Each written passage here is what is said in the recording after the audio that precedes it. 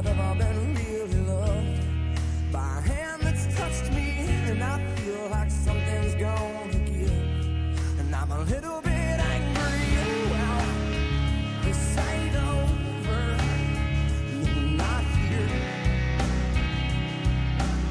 Now while I still need you around, you don't hold me, we might change it. Yeah, we just might feel good. I wanna push you around. Well, I will.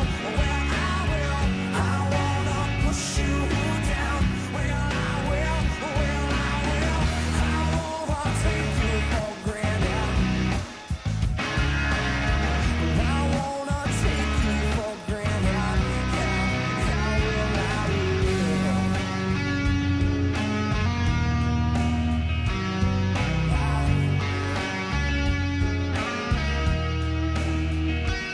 She said, I don't know why you ever would lie to me, like I'm a little untrusting when I think that the truth.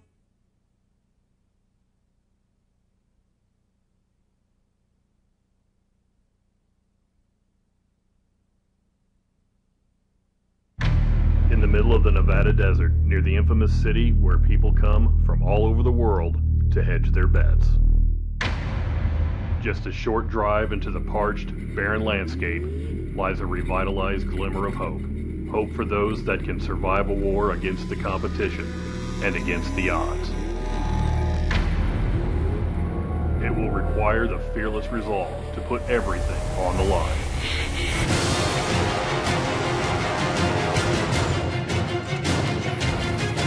To win, you must wage an all-out battle against attrition, rivals, severe elements. We got a fire! No, get the hell out! And there will be many battles.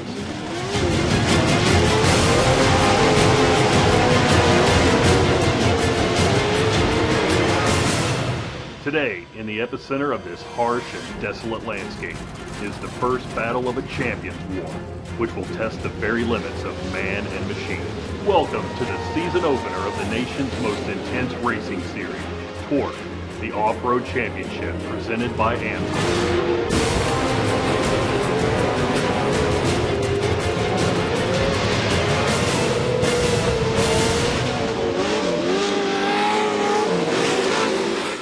Welcome everybody here to Primm, Nevada. We are at Primm Valley Resort and Casino, as well as the Primm Valley Off-Road Raceway. Myself, Scott Rain, along with Robbie Floyd. Robbie, you're no longer a rookie, man. Now you're in the off-road. You've done a ton of other motorsports doing broadcasting, and you got one under your belt. Yeah, I got to cut my off-road teeth yesterday, and it was a good day. It was a long day, had some happenings throughout the day, but it was an awesome day nonetheless. The Pro Lights, Pro 2, Pro 4, all three classes didn't disappoint. Some surprises here and there, some mechanical failures. It just means guys are going to have to push extra hard today to try and make up points. You know, a lot of things happened, obviously, like you said, during the racing. I want to be the first to say that Ari Leindijk did have a horrendous wreck yesterday afternoon, but went to the hospital, got checked out, has a few things wrong, but he came back to the track last night. In fact, he's going to be helping us out probably, from what I hear, maybe in the broadcast booth this afternoon, but it's good to see him here. A lot of mechanical issues, like you said, in the pit area. A lot of teams worked through the night, and unlike other forms of motorsports, when we say they work through the night, they absolutely are up till 3, 4, 5 o'clock in the morning, and sometimes with no sleep. Well, the Greaves definitely had problems. CJ come out strong in the Pro Lights, take a win in that, and we'll take a look at the replays here in just a moment after a bit. But then he comes back in the Pro 2 and has mechanical problems. His dad looks strong, and then he has mechanical problems. So you know that was just one camp that is just really having to work their tails off throughout the night to get ready for a 2-day event. Wipe everything out from yesterday. You're starting from a clean slate today. Well, here's the cool thing. We got a really good recap coming up in just a moment. In fact, let's take a break. We'll be right back with a full-day recap of what took place in Round 1 here at Primm, Nevada in Duel in the Desert.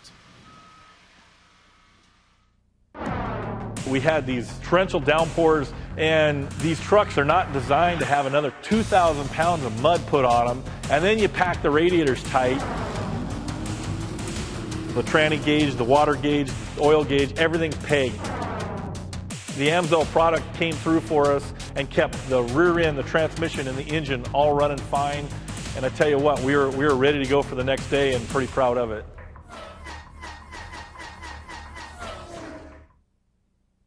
When adventure calls, count on the Trail Grappler to get you to your destination, wherever that may be. Large, innovative tread blocks provide additional biting edges to help you command the most challenging terrains as you discover new trails. The Trail Grappler's 3-ply sidewall and thick rubber construction aids puncture resistance and provides durability when you need it most. Nitto Trail Grappler, where road meets trail. Welcome back here to Primm, Nevada, and the Primm Valley Off-Road Raceway. There's a great shot of Turn 1. A lot of action happened there yesterday afternoon. A lot of action. Yeah, right off the bat, too. And a lot of track preparation throughout the day to keep the track as nice as possible. Quite a few jumps, a split section. You know, in case you're not familiar with watching this, actually they will have an option to go high or low and a little bit different ground to work with. But all in the backdrop, there's the stands. That's where we're perched right now, but a great venue here at Primm Valley Resort. You know, before we go with the recap from yesterday, we probably should start by explaining the qualifying that we went through yesterday. A little bit different than what we've done in the past in the history of short course. We've come out with the entire group, and they qualify all out on the track. Try to give 5 laps, I believe it was. They try to run as quick as a lap as they can within that 5 somewhere in there. But then they take the fast 3 qualifiers from that 5-lap session, take them back off to the side, and then they bring them all out. Do it again. And do it one time, 1 lap, boys, and it was for $500. And it really added a lot of excitement to their drivers. And you know what? It's one thing to start in the pole, but the guys got to go to the bank. I said it yesterday. They have to go to the bank on Monday morning, and it's really neat. Our fast qualifiers are going to the bank Monday morning and make a $500 deposit. So. Some of them might have been going to the bank here at the casino just behind us yesterday. If I'm going to win a few $100s, I'm going to go ahead and maybe try and reinvest it and to turn that 5 into 1,000 or 1,000 to 2,000. But, yeah, it was good to see them make money, also to put the pressure on them in that 3-way. They're not having to worry about a full field of trucks trying to qualify. And there's no points involved. Right. Absolutely. That's what's really neat about it, is if you're only going to run like 2, 3, 4 races this year, you don't want to get anybody's way during qualifying. You want to get them, give them the respect that they deserve because they're running the whole series. Well, you know what? That takes that away. Everyone's out there for the cash, so it's anybody's ball game. That was yesterday. Today's a different story. We will not see the individual qualifying. That's been set from the results yesterday. But instead of the guy who maybe was the pole sitter yesterday, he's not necessarily going to be the pole sitter today in their respective class. Well, what they're doing now is they start in how they finished yesterday. With the guy who won the race, he'll start in the first position. But the thing is, during the drivers' meeting this morning, the drivers pulled a pill or a number out of a hat, and that's what they inverted. So, so it's not the pole sitter from yesterday. Yeah. He'll actually find out where he drops. If you pick a 0, yes, he would be on top of the pole. Yep. If you pick a 4, it means you start the top 4 invert. So you did everything you could yesterday to be on top, and then one little ping pong ball or something like that decides your fate today. Yeah. But it also gives a chance for the fans to see the drivers work their way, the fast guys work their way up through the fields. Not saying that there weren't fast drivers in 4th, 5th, and 6th yesterday. Well, you know what? We set the tone for qualifying at the beginning of the day yesterday. Let's take a look at what we actually saw down on the racetrack right now. First, I believe we'll have a Pro Light recap of what took place. And again, 24 trucks I think we had out on the track yesterday. And talk about a packed field. In fact, C.J. Greaves was the fast qualifier on the pole. And doing what he did last year, picked right up off and took off. And here's watch the inside. Famous turn 1. Brad. Let's see. We got Brad Lovell's involved. We got Bradley Morris involved. Sean Morris. All kinds of guys. 4, 5, 6 guys were involved in turn 1 on lap 1. And then on turn 3 on lap 1, more action going on as they come into that really tight inside right-hand turn. And you see how the suspensions are unloading or upset through that rhythm section. And a great battle here between Doug Matag and Keegan Kincaid, defending champion from 2013. Kincaid would eventually finish in 7th. Lovell would finish in 4th, but it was a race throughout. Watch his side-by-side jump on the back straightaway. Yeah, they are hauling tail. That's Jarrett Brooks on the inside, along with defending class champion Keegan Kincaid, and both very young guys and no fear. And you could tell by the way they were driving yesterday afternoon, coming out of this final turn into the front straightaway. And again, neither driver wanting to back out. And again, we talked about it earlier. The 24, Bradley Morris, had problems in that first turn on the first lap. He has problems later on as well. On 2 wheels, he saves it, but that was his nemesis yesterday. I mean, he was fast, but couldn't keep it going in that first turn. He had to work his way to the front 2 different times. And, again, this is that infield right-hand corner through that rhythm section you're going to see when you start racing today. And Jarrett Brooks truck is tore apart. This is an example we talked about yesterday where that's just fiberglass. It's just cosmetic. They beat and they bang. Those things rip off. They fly off, but yet they keep on going. And nobody was flying faster than C.J. Greaves. He had the pole position. He really never relinquished that. Nobody put any pressure on him. He was able to take the checkered flag, competition restart, no matter what. He was definitely the quickest and way to kick off his season in Pro Lights yesterday. And, again, another one of those young guys. And basically it was trifecta, fast time, set the quick time, and then comes back with the win. Was leading the race at the halfway point. The kid did it all.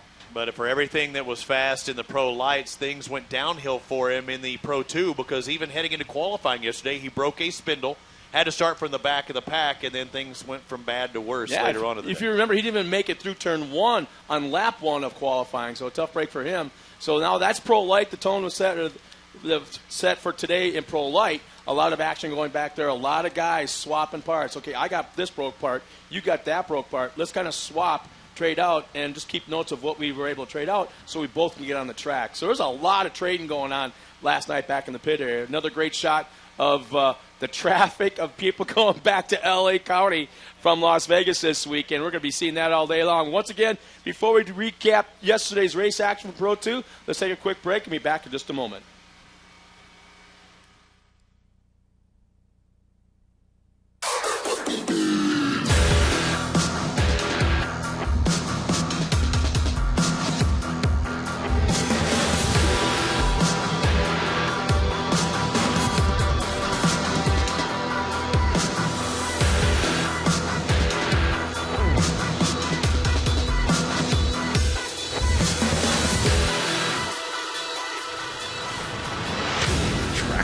The fastest name in radio control.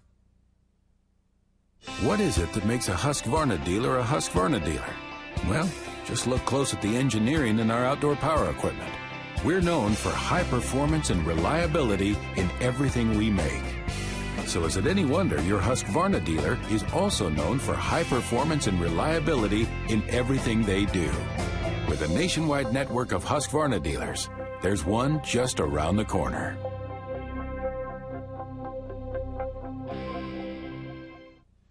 Well, there's an interesting shot right there. I would not want to be that camera guy because Jeff Nordstrom would jump on that thing and plow you under real quick. And those things are fast. Those cats are one fast cat, that guy is. I was really surprised yesterday the way that thing was tearing on and off the track. And you know what? A big shout out to Jeff Nordstrom and all the guys out there. They've been here for over 3 weeks straight every single day. Every once in a while, Jeff would drive all the way back to Temecula to his wife, spend the night, have dinner, and turn around and come back the next morning. She appreciated that. I hope so, but yeah, Jeff and his guys are doing a great job, so a big shout-out to those guys. In fact, I think Jeff's got his son right now behind the wheel of the water truck heading into that final corner. So probably one of the biggest factors today is the water truck. Conditions yesterday, they changed a little bit. It's a little bit warmer today. Maybe it dries out more, but it's also, I think, even every bit as windy as it was yesterday, but the wind has changed. Where we had a headwind and tailwind yesterday down the front and back straightaways, today you're going to have a side wind. So not maybe the lift on the front of the trucks or the drop down, but you may see some cross, movement from the trucks. That's nothing unusual we've seen here over the years. It's the guys, especially in that back tabletop jump, they'll start on the takeoff on the far right side of the course, take that jump, and they'll land about 2, maybe 3 truck length widths to the left side of the course. Well, look at the flags. So yeah, exactly. When I looked an hour ago, they were blowing into our face, which isn't good for us. I mean, hard for us to see, but they were blowing more into our face. Yesterday, they were blowing left to right as we're looking at them on camera. Today, they're blowing now more right to left. So that headwind's now a tailwind. They're going to maybe land all the way down to the flat where that MagnaFlow banner is, just right in front of our cameras here. So as we're looking at the track through the video boards, you look towards this straightaway here where that truck's coming up. That is the direction the wind's blowing. So you're going to have a tailwind all the way down that straightaway off that big old long ski jump that we saw a lot of action in yesterday. Yeah, you could actually watch some of these guys were driving these trucks like they were supercross bikes, where they were just tapping that throttle, tapping that brake, and trying to change the attitude of the truck in the air. And some of the guys are doing quite well with that. So that means now this front straightaway will be the problem, where some of the guys yesterday would blip a little bit too much, the front end dive down, and they'll kind of endo coming into there. Maybe it helps them today. But, yeah, the front straight will be the headwind. Maybe not quite the speed, but it'll definitely probably change the attitude of that truck. Definitely. Well, you know what? Let's check out a recap of yesterday's Pro 2 race action going into qualifying, which was very interesting as well. We were at that point, the trucks are bigger, they're heavier, and the wind definitely played a factor. It looks like right off the drop of the green flag, Chad Horde and Marty Hart side by side. Chad Horde was yesterday's fast qualifier out of a small town out of northern Michigan. And look at the pileup start already. Turn 1, once again notorious. Yeah, and it looks like a Horde made it out. And he had pressure from right off the bat going into that first turn. It was never let up. He held on to that lead for most of the race. The 15, of course, of Marty Hart sticks his nose in there, does several times throughout the race. It looked like as the race went on, he would be able to put more pressure. There's that split section, and the guy's actually splitting it with his left and right tires across up there. But Hart kind of lost ground towards the end. I'm not sure what happened with his truck, but it didn't seem like things were working in his favor the longer the race went on. Well, that's what's interesting. They both pretty much run the same kind of trucks, different chassis. Chad was having issues coming through the rhythm sections, but they were both running Maxxis tires. I just wonder if maybe it was a grooving that was a little bit different. It gave the advantage to Chad Horde. Maybe. But they were both running Maxxis tires, but Chad Horde was the Pro 2 version of CJ Greaves yesterday, having set fast time, starting the pole, was leading at the halfway point and takes a checkered flag. Chad Horde out of a small town, Felch, Michigan, northern Michigan, the first win of 2014. And he gets max points, 25 points heading into today. This is a 2-day event. Each day pays their respective points. The only thing different is the qualifying or the lack thereof today. You know, we should also mention during that race we didn't see Ari Leindyke Jr., his situation in there. He was actually taken to the hospital, had probably rolled over, 3, maybe at least 4 times into the infield, and they had to extricate him. They cut the cage to get him out. And our crew, our USAC safety crew, did a tremendous job to the point where even the EMTs were stepping aside and letting our guys do their job. And when they got him out of the truck, then the EMTs took over. And in fact, it did such a great job that he was back here at the track here last night. And yesterday, we did not want to speculate. That's not our job. We don't want to do that. But when I actually talked to Ari, and I know that he did injure his arm. I believe it's his left one that he's got the sling on. Broken collarbone, so the broken clavicle. If you're a racer in any motorsport, and I come from motocross, if you're going to break anything, you pretty much want it to be a clavicle because it's going to heal in 4 to 6 weeks, period, on its own. But you can plate that bad boy and possibly be back very quickly. I've had motocross guys, the Amsoil Arena Cross champion Tyler Bowers broke his clavicle in the race to the championship, came back like 4 days later. I was talking to Ari about that. You could see him light up and say, really, if I played it, I'll be good. I said, yeah, you're going to hurt, but you can be good possibly. And he's going to probably get it taken care of either in Arizona or in California. And he may be actually hopping in our booth. Hopefully today we'll get to talk to him. But if not, he's going to be on the NBC Sports Network, which will be broadcasting this. I will try and get you the dates for that. But the NBC Sports Network will be broadcasting, and I think he's going to come in on the Pro 2 class. The thing is, also keep in mind, they had to cut him out of that truck yesterday for safety purposes. So the truck's hurt. Yeah, I think the truck is in. We knew Ari was okay, and we knew there was some issues with him physically, but we knew he was okay when yesterday he was asking what's wrong with the truck, as he's being pulled out. So that's all right. Yeah, his crew's going to have some work to get that truck up. Pretty much as I was looking at last night, it looks like they might have to cut the front stub off, the back stub, and replace the whole cage in the middle because they had to cut him out. Ouch. In fact, I'm being told right now we're going to see a quick replay of actually Ari's incident coming out of turn 1. If you didn't see it yesterday, pay attention quickly. Yeah. It's the 4th truck right there. Gunk, gunk, There's 1, gunk, 2, gunk, gunk, 3, gunk. 4 complete rollovers, yeah. On the wheels. And there goes the wheel. Yeah. You knew it was a violent rollover when the steering wheel is actually inside that truck, and those things are clipped in really hard. Yeah, they had that release, so he had to be going, oh, no, and that wasn't his exact words, but he was doing that, probably pulling back on the... I wouldn't doubt it at all, because some guys have issues when they are trained themselves. Like Jimmy Johnson, he grabs his belts and hangs on it on his chest. He hangs on like this. Famous for letting go of the steering wheel that she learned from Indy cars. Yeah, exactly. So, but Ari is at the track. He is okay. And once again, there's a great shot of our track crew just still out there working to try and make it perfect conditions. And you talked about yesterday, we saw that shot. I'd love to see that again because you get all the roost along the concrete barriers. You see the crews. They're not trying to make that look pretty, mind you. They're trying to keep it from being a ramp, for one thing, because you don't want to be a ramp going up to that.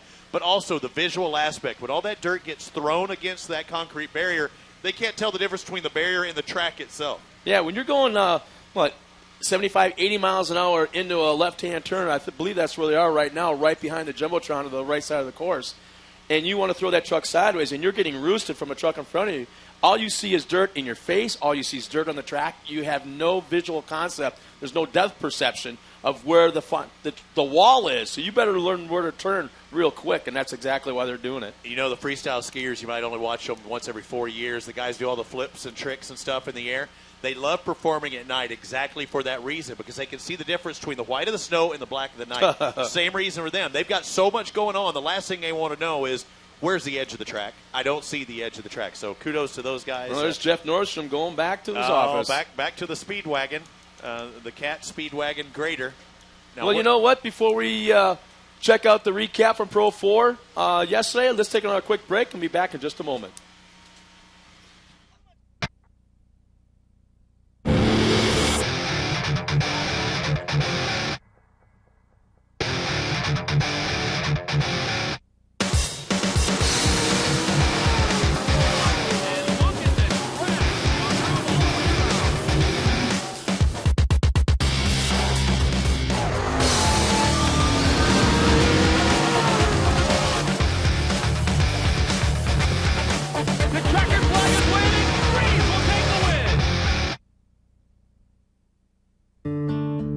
We build tires, but not tires like anybody else. We build Cooper tires for people, not just cars. People who are chauffeurs and shuttle pilots, heavy haulers and heavy hitters. More than what your Cooper tires can do, it's about what you can do with your Cooper tires. Life's a road trip. Come on, let's go. Well, once again, welcome back to Primm Valley and the Primm Valley Off-Road Raceway. There's Jeff Nordstrom in his office somewhere out on the track. Actually, right there, exit of turn 1. You know what? We had a great day of racing, a lot of action, but like you said, it kind of got drawn out at the middle of the afternoon with all the incidences, especially that one with Ari Leyendyk. We really were cautious, almost to the point of being overly cautious, but that's what you're supposed to be. That's what we got to do. So it took some time to get him extricated and off the premises and back to the hospital. So that kind of made the day a little bit longer, but the action was all about Pro 4 yesterday. Yeah, that was made the day without a doubt. An unbelievable race, as we'll see in just a moment on the highlights. Yeah, going from first to worst to first to just surviving. It was a race of survival.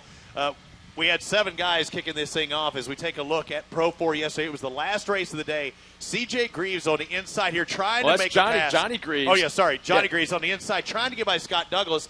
And no fault to Douglas and all the fault to Greaves. He'd have to admit that he just turned too hard, got too much grip. And here's the story of that entire race as it continues on. Douglas was fast qualifier on the front row, leading the race. Here's Adrian Cheney. And once again, Johnny Greaves got back on the track after being rolled back onto the wheels, worked his way through traffic up to second, got through that mess. Adrian Cheney had issues. You can see right now battling. Then all of a sudden, Scott Douglas had problems. He pulls off the track. I believe it was a transmission. Cheney had to change a left rear. We're in the middle portion of this race. But that didn't stop him. He was fast if he could keep it on all 4 wheels. Yeah, that was at the competition yellow. So he started in the back of the pack. He worked his way to the front once again. Now it's, Mark Jenkins and Mark Kwame got together in turn 1. Kwame gets up on 2 wheels. He saves it, gets back underway. Johnny Greaves, once again now, he is on the track, and he's running up front. He's barely on the track. Now he's battling with Adrian Cheney, and all of a sudden this is last lap. Yeah, Johnny Greaves is leading the race. As you said, went from last to first twice, and all of a sudden, right before the white flag, you could hear the motor going south on Johnny Greaves' Toyota. And right at the white flag, you see Adrian Cheney makes the pass. He continues on. Johnny Greaves finishes second. Mark Kwame comes back in third for his first podium of his Pro 4 career. Yeah, Cheney really didn't give up, just like Johnny didn't. And the thing was, the truck was upside down. We questioned whether it would even refire. The Toyota fired back up. Big puff of white smoke. I mean, that's called death smoke, in case you're not familiar with motorsports. Death smoke, when you say a big puff of white, you could smell it. It was surviving, but for how long, that was a question. And literally, one tight turn, one sweeper from the finish, and Greaves loses the lead. And he knew that was going to happen. The thing is, he wanted two more turns. Yeah, the truck was upside down for so long that all the oil from the bottom of the motor went to the top. So, and that's not where you want it. So when they rolled it back over, he basically hit the start button with all the electronics turned off. He hit the start button to try to build up oil pressure. Once he saw the oil pressure gauge being built up, that's when he fired it back up. And like you said, all that smoke came out. Truck was running. Everything seemed to be okay. He didn't know for how long, but he threw the crap dice and he gambled. He was a winner. He didn't win the race, but he won second place. Yeah. No question about it. I mean, there's only one winner of the race, but he won second. And who's to say that one move, that right there, championship, won't come down to a fall race Labor Day weekend in Crandon. Those few points right there. So Pro 4, without doubt, was the race of the afternoon. Hey, I won a race around in the afternoon, and you can too. You can win a ride-along. All you have to do is text RIDE, that's RIDE, to 56938. Now, I'm not kidding. Some lucky fan here in the stands or around here, all you have to do is text 56938, text the word RIDE, and you get a ride-along during the day-to-day. It's that simple. And here's the kicker. It's in a two-seater Pro 2. It's not in a street truck. You're actually in a full-blown race truck. Kurt LeDuc is your driver. And that man has got a resume like no other when it comes to off-road racing. He's retired from short course racing, still doing a lot of desert. But the thing is, you're going to be riding in the same truck that he drove a few years ago with Snoop Dogg on this track right here. For shizzle. Yeah. For shizzle. He gave Snoop Dogg a ride of his life. And the funniest part about that whole day was when Snoop Dogg got out, he was happier than heck. He was hugging everybody. He was high-fiving. He was like a real guy. And he goes, that was the coolest thing I've ever done in my entire life, but I never, ever want to do that again. It was a pretty cool moment. So, Dude, I want to get out in that truck. I'll let Snoop Doggy Dogg drive it around, and I'll get in there. I'm just not driving with you. Make sure you give us your best shot throughout the day. Tweet or Instagram your pictures to #TORC. Give us your best shot. Tweet or Instagram your pictures to #TORC throughout the day. Maybe. Doesn't matter what it is. Back in the pits, here in the stands, out on the racetrack, anything. In fact, here's a couple from oh, boy. There's a good one. Look at the one on the left. Oh, where's Ari? Where is he? Yeah. So that's Ari Leindyk's truck after the incident last night up on the trailer. And I believe the one on the right side is from this morning as this crew is loading up his race truck. So, we had some really cool shots yesterday. There's from Monster Girls, Down Boy. Were the Monster Girls here yesterday? Is that Mercedes, I think? I see here at all the Monster Energy Supercross trucks. Looks like a UTV. Yeah, it almost looks like Grant Langston over there. But #TORC, that's what you tie it to from Twitter or Instagram throughout the day. There's the shot on the left side of the screen. That's the pace truck right there you'd be riding in, right in front of Bradley Morris in the Pro Light. And on the right side, that's Doug Matag. And the podium yesterday after the Pro Light race. So, this is such a cool thing. I love social media. Facebook is probably my thing, as I do a lot of watching of that. Miss TORC Model Search. This is what I want to be a judge for. Show us why you should be Miss TORC 2015. The grand prize is $2,500. MissTorc.com. That's where you find out more. MissTorc.com. You can be Miss TORC and walk away with $2,500 and the pleasure of knowing that I picked you to be the winner because I'm going to be a judge. I kind of talked to my wife about that last night. What did she say about that? I said I will only go if she's the judge. And I still got the raised eyebrows. That's so, okay. Chances are I probably won't be there. I would, but my wife's taking care of our two kids. I would ask her to do it. But as you can see, it's a little bit breezy here. They're still it looks like they're finishing up the track prep, the water truck going out one more time. Again, a great venue. We'll also want to remind Scott that the fans can go out in the pits and get the driver's autograph if they're walking around. I mean, don't bug them while they're working on their truck. But this is an open pit scenario. So you can, if you don't have their autograph already, maybe you could get one after the race. But you could also go check out and see the behind-the-scenes stuff, the working on the trucks in between the races. It's really neat. We mentioned it yesterday as well. But, there's no fence you have to look through. There's no windows, no cement wall you got to lean over. You can walk right up to these race teams and watch what they're doing. And after today's racing, I guarantee you this is what I've always called for years. Autograph material is actually the fenders and the hoods and the roofs, the doors, everything that will get ripped off of these trucks. They're now junk to them. They can't use them.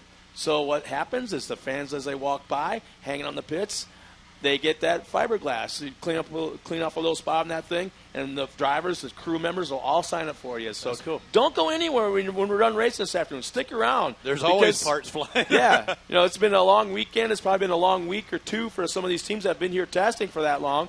They're not going to pack up and head out of here right away tonight.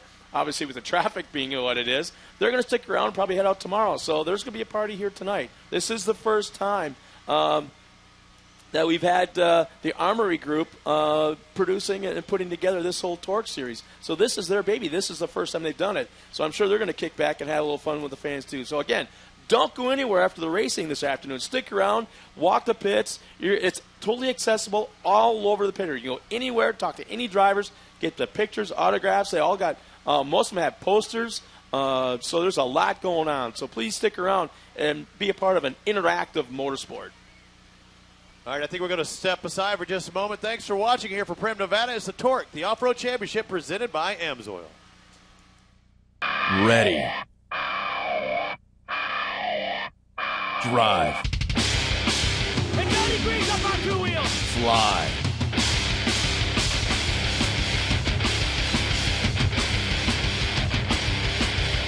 Dominate.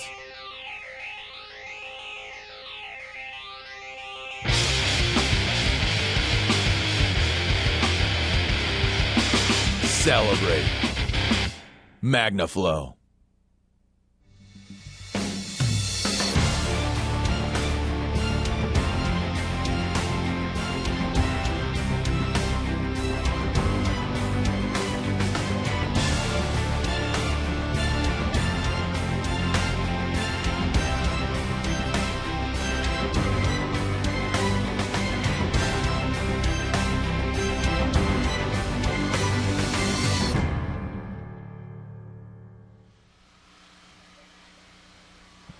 Once again, welcome to beautiful southern Nevada. You see a great shot off in the background, and it's round 2, actually, of the Duel in the Desert here at Primm, Nevada, at the Primm Valley Off-Road Raceway. And, man, what a beautiful setting.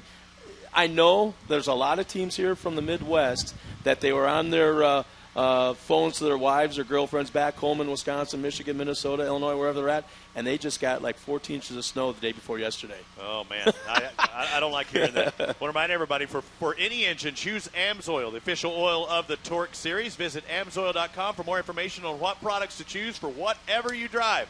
AMSOIL, the first in synthetics. Also, experience the extreme radio control excitement with Traxxas, one of our sponsors this weekend. As always, Traxxas offers nitro power, electric power, and the tire-melting X01 supercar with a top speed of over 100 miles an hour. That's right, 100 miles an hour. I've seen that thing. That thing's a beast. They're fast. The fastest name in radio control. Traxxas trucks are ready to race with no assembly required. See action-packed videos and the full product lineup of Traxxas.com. That's Traxxas, TRAXXAS.com. Traxxas cars, trucks, boats, and helicopters are available at hobby stores worldwide.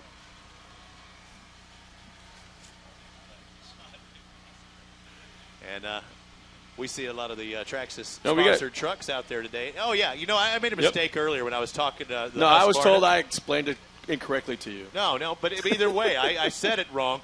If you want a Husqvarna piece of equipment today, go check it out over near the Johnson's trailer. They've got everything here, yeah. They've got all the stuff here, but we've got a card that you can send in for a rebate offer. You get 10% back. So it's a 10% rebate offer, and it's just this Primm Nevada event. You get 10% back. You can buy it even when you go home, but just send in this card and you get 10% back. So it's pretty awesome from all their line of equipment, and getting it, they're almost like giving it to you with 10% off.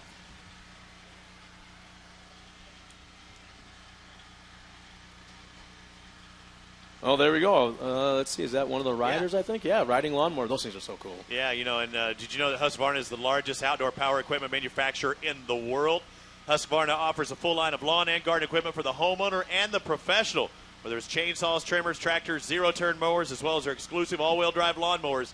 Stop by the Husqvarna display today to see all their great equipment, as well as special promotions running that can save you 10% on your next Husqvarna purchase. That's the inflatable. I didn't even know they had one here. Oh, no, it was a big one. It's the first time I've seen it. It wasn't up yesterday. Yeah, no, I thought it was an actual rider. It's the inflatable. You would look like a man-child if you hop in the seat of that thing. We got to take a – now, that would win the photo of the day, I think, if we were able to sit on that.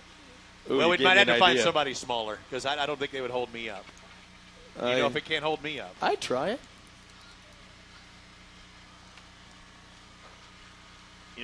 We talk about our sponsors, but also we have equipment sponsors as well. Look out there and you see that grader. I think it's got to be one of the fastest graders on the planet because that thing was hauling tail yesterday.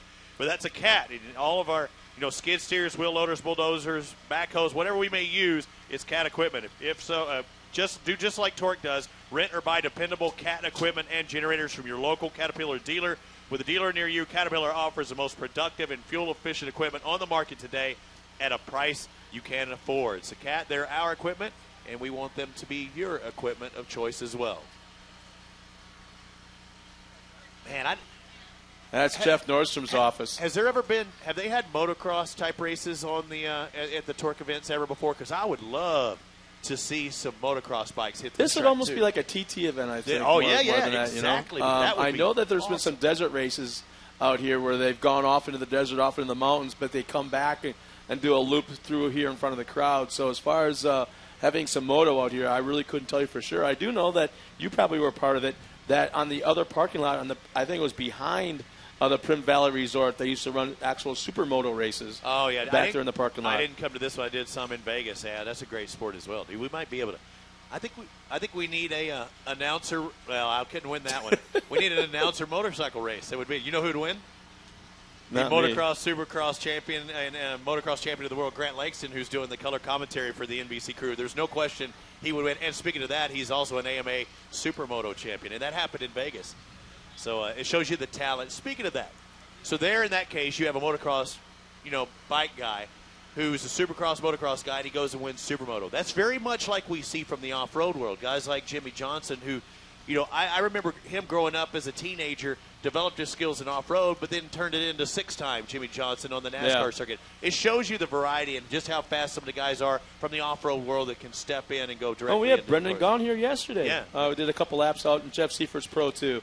And it was a pleasure. I started my career in off-road, not as a driver, but as a broadcaster. And guess who I got to watch kind of sharpen their horns? And it was Jimmy Johnson and Brendan Gaughan. I've got quite a few pictures at home of those two banging fenders against each other. And, that is I look back at that, and now I look where they're at now, and I see both of them married, both of them with kids. And all of a sudden, now I'm the guy that sounds old that I remember back listening to other guys when they sounded old, and now it's me. MagnaFlow is proud to be the official exhaust sponsor of the TORC Off-Road Series. At MagnaFlow, we're dedicated to building durable, quality products. Manufactured in the USA with cutting-edge technology and premium components, we produce exhaust systems that perform and sound great whatever you drive. Join Team MagnaFlow on Facebook and Twitter for exclusive content, celebrities, contests, and more. Stop by the MagnaFlow rig today to find and buy a high-performance exhaust for your vehicle. It's just behind us in the grandstands. There's a nice-looking Mustang right there as you leave, right across from the Fox Shocks trailer as well. But MagnaFlow, one of our sponsors, we hope you support them as well. Once again, talking about MagnaFlow, stop by and see Bill. Ask him. He has got applications for almost any kind of vehicle out there. He can answer all your questions. He can point you in the right direction. The guy is just a walking encyclopedia of exhaust. So once again, we're just a couple of moments away from opening ceremonies. Please don't go anywhere. If you can hear us back in the pit area or back in the what I call manufacturer's midway, come on back to come and grab a seat, as we're just a couple of moments away, probably about 15 minutes or so from opening ceremonies. As you get a great look at there's that big, huge tabletop and that backstretch and the wind blowing those flags. Once again, we're about 20 minutes or 50 minutes away or so from opening ceremonies. In the meantime, we're going to take a quick break and be back in just a moment. Emergency safety crews depend on their gas-powered equipment to start when they need it. That's why they use VP small engine fuels, formulated with no ethanol to prevent fuel system damage and ensure easier starts. Designed for both 2- and 4-cycle engines. Try VP small engine fuels for your gas-powered tools so they'll start when you need them. Order online at HomeDepot.com or visit your local dealer.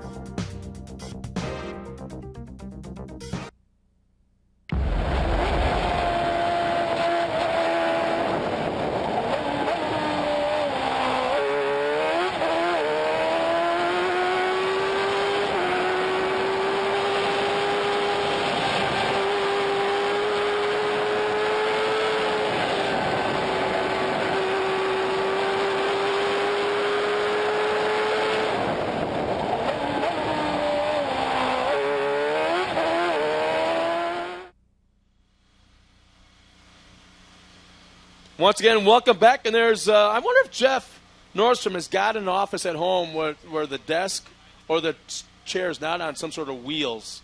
Because it seems like that's his office right there, the way he's been working the last couple months. Don't you know he's ready for a little break? I've never known him to take a break, even after last season. So if he's taken one, I don't know about it. Haven't heard about it. But he loves what he does. I call him Dr. Dirt because he can read it just about like a doctor can read where you're hurt.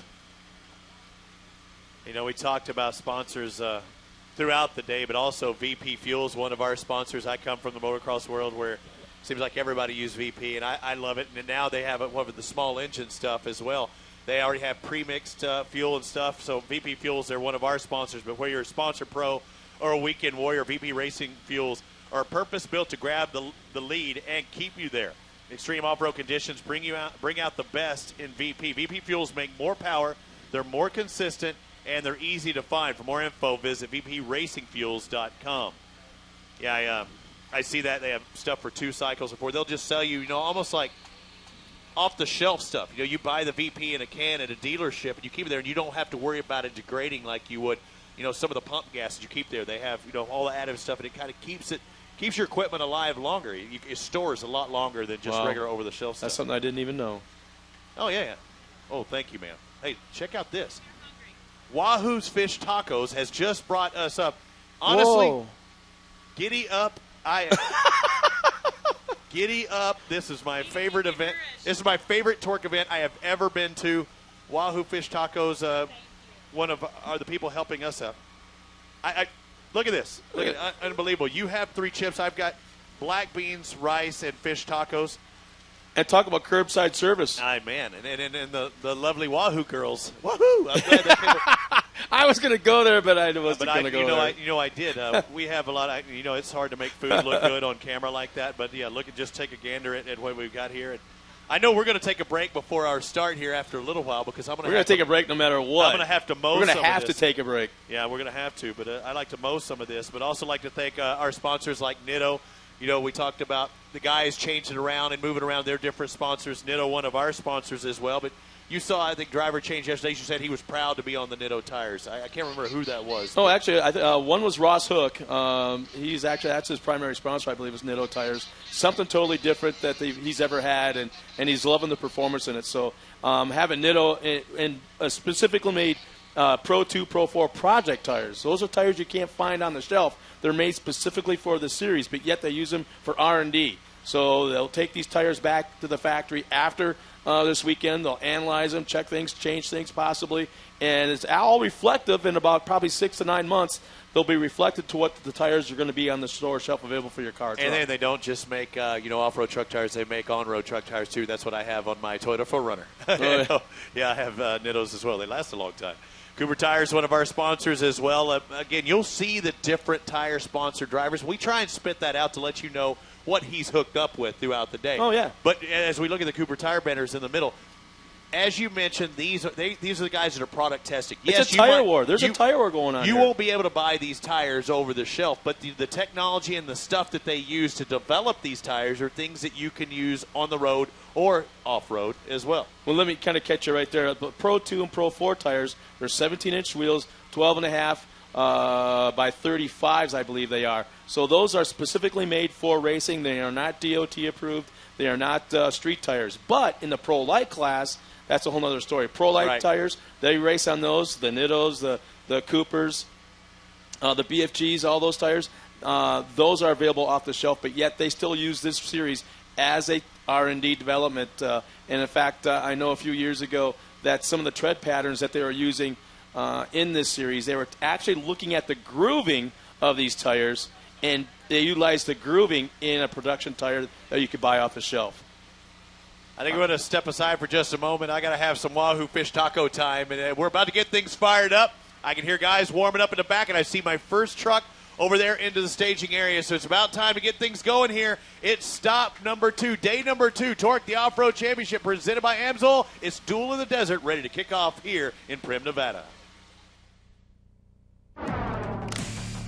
When you take that checkered flag and you're standing top on the box, you're proud to have AMSO on your shirt. But I tell you what, when you take that motor apart in the dyno room and you look at those bearings and you see how great they are, you're really proud to be an AMSO driver and to be representing a team that has product that's that good.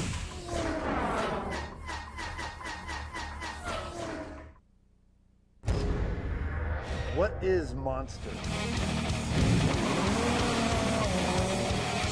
It's killing tires on the ultimate gymkhana course.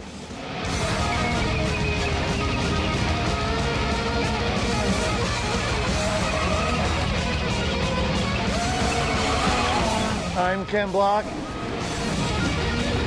and I am Monster.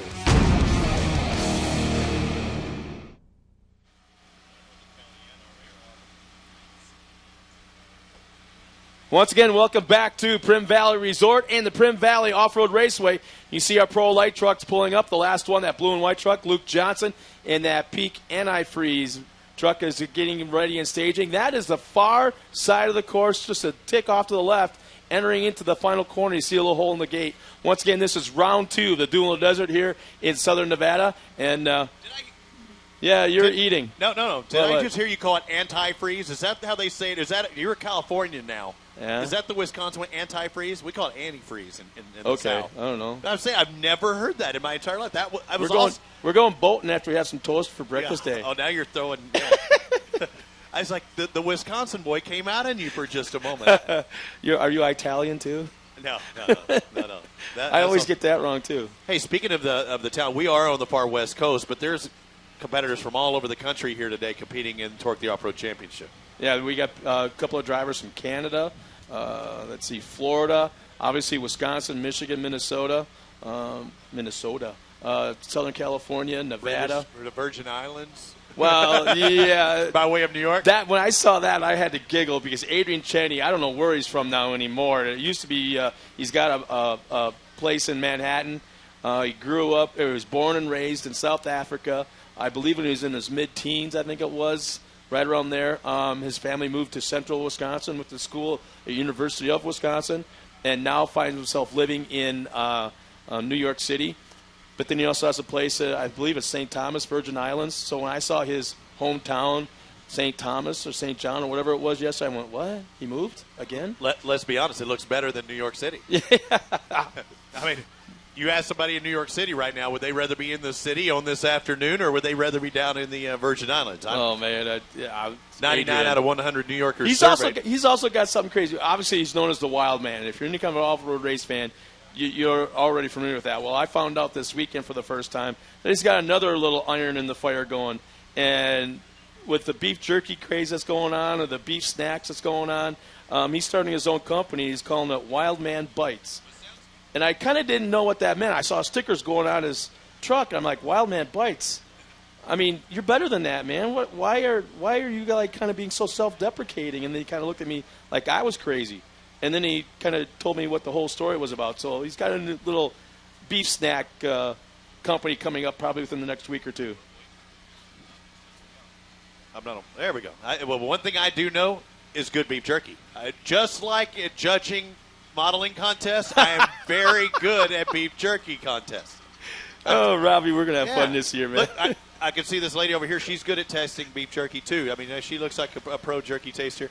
I love beef jerky, so I'm ready to see some of his product come out very soon. Wild Man Bites. Huh.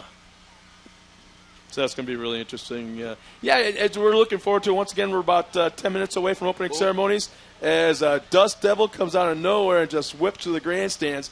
But once again, we're about 10 minutes away from opening ceremony, so if you can hear our voices back in the pits or Manufacturers Midway, please make your way to your seats so we can get underway with today's racing action. Pro 2, Pro Light, and Pro 4 coming at you right here in Primm, Nevada. Once again, we'll take a quick break as they're still working on this track. Try to keep it in pristine condition for that first green flag this afternoon. We'll be right back after this.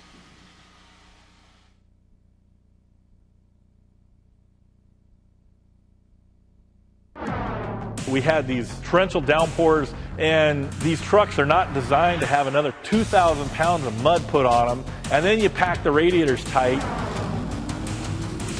The tranny gauge, the water gauge, the oil gauge, everything's pegged.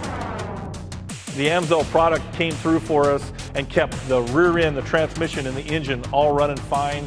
And I tell you what, we were ready to go for the next day and pretty proud of it.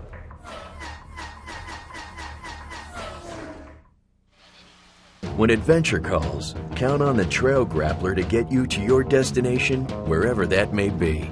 Large, innovative tread blocks provide additional biting edges to help you command the most challenging terrains as you discover new trails. The Trail Grappler's 3-ply sidewall and thick rubber construction aids puncture resistance and provides durability when you need it most. Nitto Trail Grappler, where road meets trail. Welcome back, everybody, on the World Wide Web. We're here in southern Nevada, actually right at the California-Nevada state line. We're here in Primm, Nevada, home of Buffalo Bills and the Primm Valley Resort Casino. The whole group is right here, and we're right now, you're looking at the final corner at the Primm Valley Resort Off-Road Raceway. I got myself, Scott Rain, along with Robbie. I almost said Robbie Madison. Are you that good? Robbie Floyd is like Pink Floyd, but different. No, I was thinking Robbie Madison, he's the a buddy freestyler. Of mine. Yeah, he's a buddy of mine. Would you jump your bike up on top of that? I would do it, but I just wouldn't survive the fall.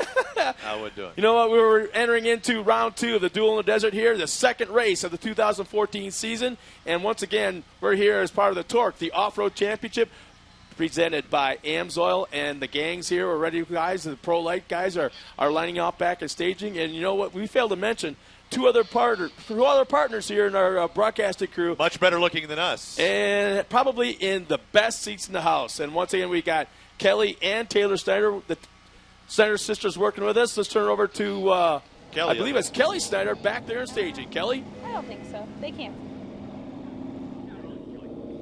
Well, guys, talking about track conditions coming into today, the teams are going to definitely take into consideration that today's weather is a lot different than yesterday's race. Without that cloud coverage and direct sun coming onto this track, it's going to blue groove extremely fast during today's main events, and the Pro 2 race will probably have a pretty blue groove track, which will lead to a lot of slick conditions and will push those trucks up into the cushion. If that happens too much, it may push those trucks right into the wall, so watch for that to happen. But at the end of the day, the game changer will be whoever can manage their tires the best. Whoever's able to make sure that their tires are grooved and set for the race at the end of the race and the track conditions that it'll be at the end, that's the guy that'll be on top of the box. But don't forget, if they keep watering this track like they did yesterday with all this sun, this track will be one slippery ice skating rink. Guys? Thanks a lot, Kelly. And it's just a factor that you have to deal with. In any form of racing, you have to deal with the track conditions no matter what they are. This is a desert scene. It's going to dry out. It's going to be sunny, or at least that's the hope. Very seldom do you have cloud cover at this time of year, and it's going to be a little breezy. So they have to adjust as the day goes on. You know, we talked about this yesterday when, you know, what kind of tires they use, what kind of grooving. And the blades that they use are different widths, so they can actually cut those grooves into the tires. Okay, do they go with a mud tire to start with the track being all rutted up and all muddy and maybe standing water in certain areas, or do they go with the smaller groove, the smaller, tighter area, and more tread pattern? You know, I think we found out yesterday that the guys actually did both, and they had two sets of tires sitting there until the very last moment. And as they watched the crews on the track all day long, working this track, grooming it, watering it, ripping it up, watering it again, they waited till the very last minute to figure out which tire they're going to use. And I think right now, I'm still thinking that I don't know if we're going to see a whole lot of blue groove, because they've done a heck of a job of ripping, watering, packing it down, ripping it again, and watering. So I'm going to say we have moisture probably going down about 6 to 7, maybe even 8 inches deep, which is a very, very good thing. But again, the wind will dry this track out way quicker than the sun will. And the bluebird skies, like Kelly had mentioned. So as you talked about, the track crew is doing a great job trying to keep hold of it, but it will progressively dry out. There's no question, unless they just literally flog it with water, and that's basically what they're doing right now. They rip it up, water it, keep watering it, keep watering it. They're ripping it up right now. Looks like coming into the sweeper, possibly one more time, or at least we see the leveler coming across there, the road grader. You know, just like you see on dirt tracks at your county fairgrounds, I think right now he's doing nothing more than maybe packing the track. Yeah, you may be right. So they rip the track, and then they water it, and then they pack it, and that keeps the moisture in there. So, in fact, you see the water truck doing the same thing right now. I don't even see any spray coming out of the back thing. So they're doing it like the old county fairground style. They're packing the track and keeping that moisture down in that. So this would be about a half-mile track if it were a dirt track, wouldn't you say? Pretty close. Oh, I think it's probably closer. I'm going out there and saying we probably three-quarter, maybe 8/10 of a mile. Really? No, you got to be crazy. Absolutely. Longer straights, but shorter turns. I don't know. Yeah, I guess if you went all the way to the back straight, yeah, you might be right. It might be 5/8. I'm a miler in high school, so I still running or riding a bicycle. I still wouldn't want to run this. Well, there's a little bit of water coming out here, but the guys. This is I want to say a culmination of probably for some of these guys 2-3 weeks of being here on site testing, preseason testing, just testing everything. I mean, they'll spend one day doing nothing but test tires. Then the next day they do nothing but test shocks, valving, and spring rates. So they've been here for quite a while. In fact, I think Marty Hart and his son Kyle Hart even changed their address to here at Primm Valley just because they've been here so long. Time. Yeah, and he's from Louisiana, so you know what? It's snowing there. I ain't going home. So they stayed here and used testing as the excuse.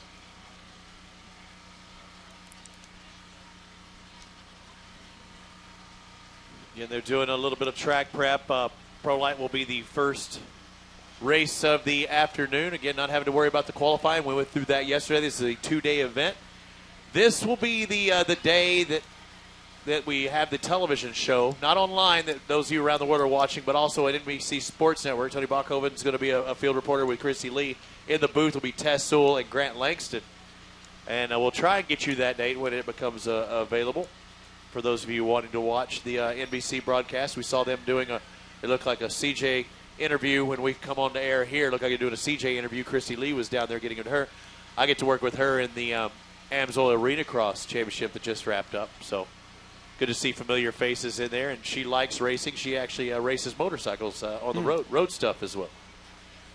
And I know I give Tony Bachhoven a lot of grief, but you know, oh yeah, he's on this health kick, and he's been really getting buff, and I've been teasing him a little bit. So I probably should say, you know, it's all in fun. I'm sorry, you're a big guy, and he probably could just look at me and blow me over just by his stare. But it's great to have him part of the crew out here again, and he's a circle track guy too in his background from Iowa, and loves his sprint cars, loves his dirt track. But man, when he came out here, I believe it was last year for the first time into the off-road world, he actually got bit by the bug and was so excited to be able to come back this year and do it all over again. So it's cool to see Tony here. And I'm not going to stop calling him Beefcake, though, because as long as you keep doing it, it's not me, because he's bigger than I am. Well, let's see. There's our front row of Pro Light. Kyle Hart and Ryan Beat. What's interesting about this is we talked about how the qualifying was set for yesterday.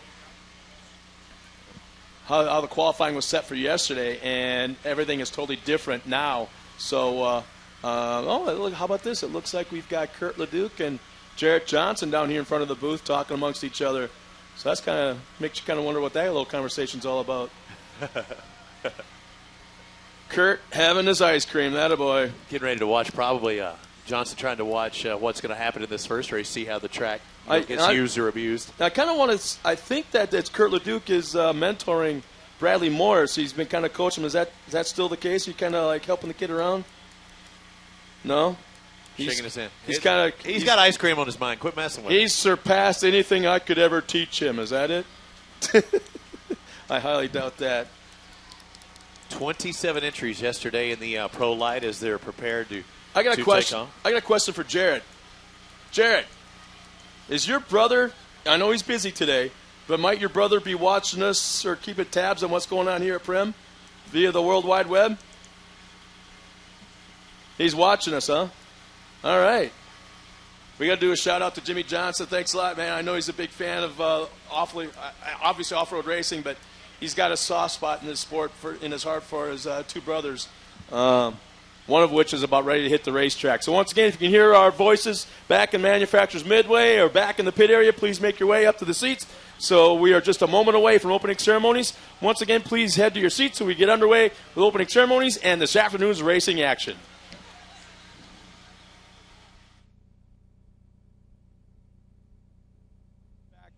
In fact, it will take just a moment before opening ceremonies, and we'll be back right after this.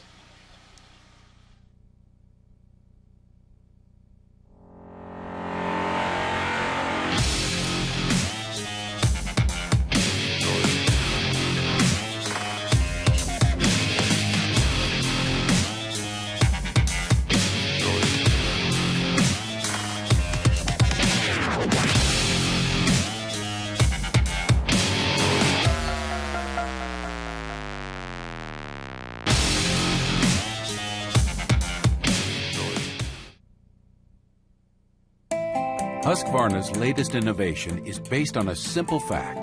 The Earth is not flat. Its hills, valleys, and uneven terrain inspired Husqvarna to create a line of all-wheel drive mowers that help make easy work of any mowing challenge. The Earth isn't flat, but with a Husqvarna all-wheel drive mower, it sure could feel that way. Find the all-wheel drive mower at your local Husqvarna dealer and Lowe's. Once again, welcome back, everybody. Here we're at the state line of Nevada and California here at Primm Valley Resort and the Primm Valley Off-Road Raceway. Myself, Scott Rain, along with, I almost said it again, Robbie Floyd. It's like Pink Floyd, but different. But you're such a trickster. Now Robbie I'm thinking Madison. Robbie Madison. No, it's Robbie Floyd out here. But what a great sight to see. We got fantastic weather. I'm knocking on wood right now as we speak, as it looks like the wind has let up a little bit. Yes, for sure. And that would make for a perfect afternoon of racing. You can see some of the teams in the infield making their way, setting up the hot pits. And what we say hot pits, we mean basically kind of like NASCAR. It's just the pit area. If you have a flat tire or a problem that can be fixed quickly during the race, you pull off to the track to the inside right where they're located, and they take care of business and hopefully get your guy back on the track on the lead lap. It worked for Adrian Chinney yesterday, didn't it? I mean, he had a flat tire, went back out, right? Yeah. It was, right? And went back out and was able to perform to his fullest and make the pass at the very end. So it looks like we got some guys coming out on the track getting ready for opening ceremonies. Here comes our pace truck. I believe that's Richie Kuloff behind the wheel of that black and red TORC pace truck. And our front row, second row coming right up, we have got 23 trucks coming out trackside. We're just moments away from, once again, opening ceremonies of round 2 of the Duel in the Desert. The second race of the 2014 TORC, the Off-Road Championship presented by AMSOIL Series. Here they come, ladies and gentlemen, our first race of the afternoon. let's quickly go down to Kelly Snyder. Who are you with, Kelly, or what do you got?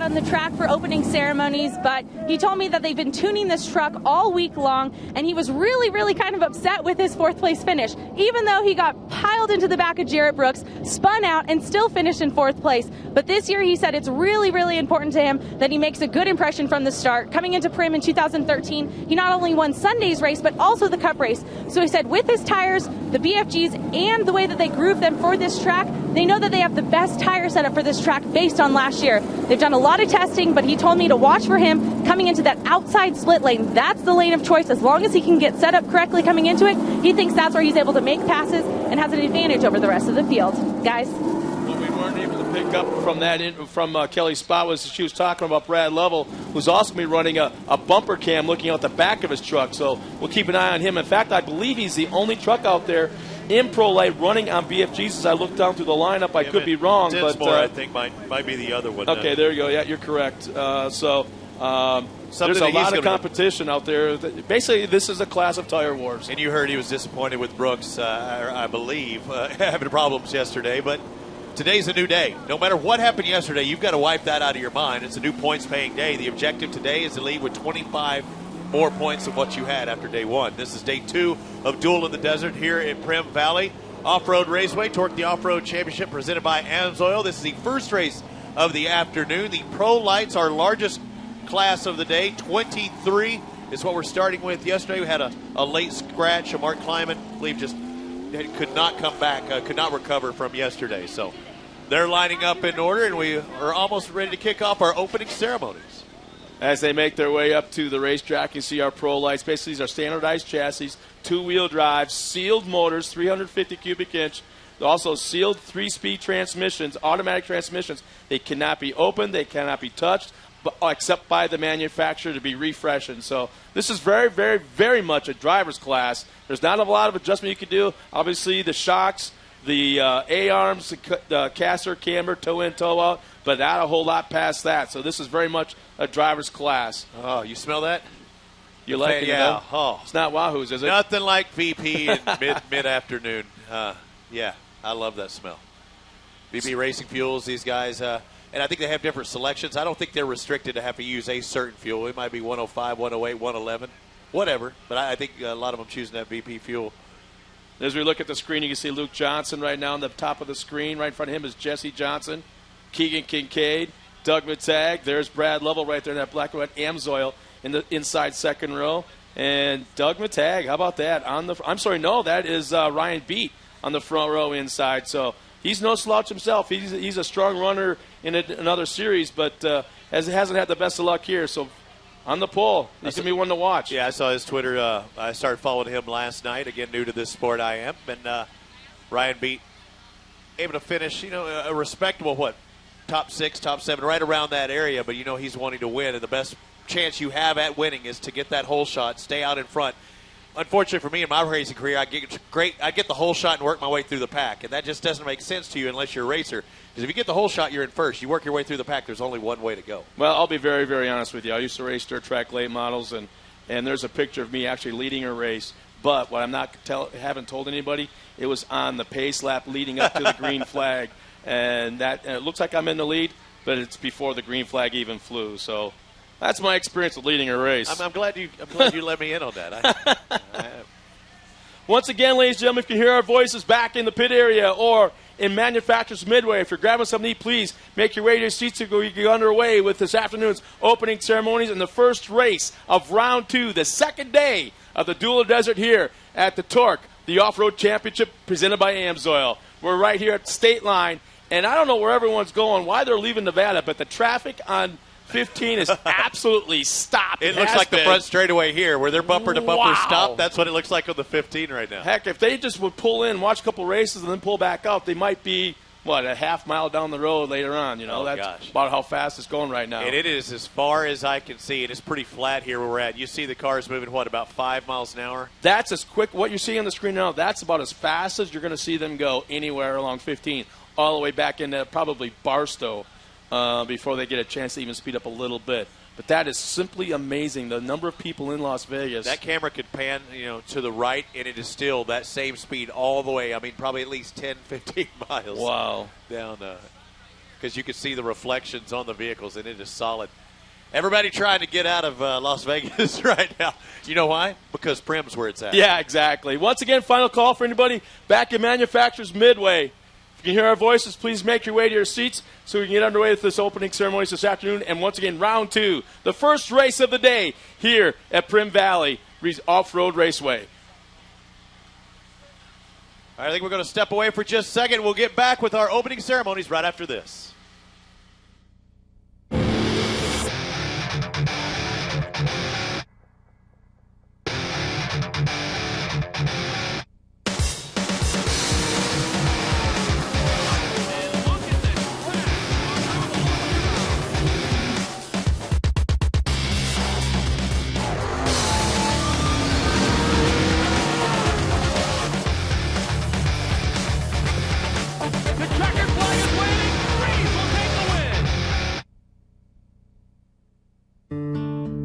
We build tires, but not tires like anybody else.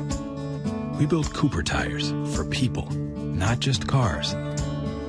People who are chauffeurs and shuttle pilots, heavy haulers and heavy hitters. More than what your Cooper tires can do, it's about what you can do with your Cooper tires. Life's a road trip. Come on, let's go. Welcome back once again, everybody. We're here at State Line, that fine line between Nevada and California as we get ready to go. Once again, this is round 2 of the Duel in the Desert, day number 2 here at Primm Valley Resort Off-Road Raceway. Ladies and gentlemen, now's that time. We've finally been waiting. It's opening ceremony time. But first, before we get underway, please, all eyes now towards the flag tower as we have our representative from Racers for Christ with the opening invocation, Steve Hansen.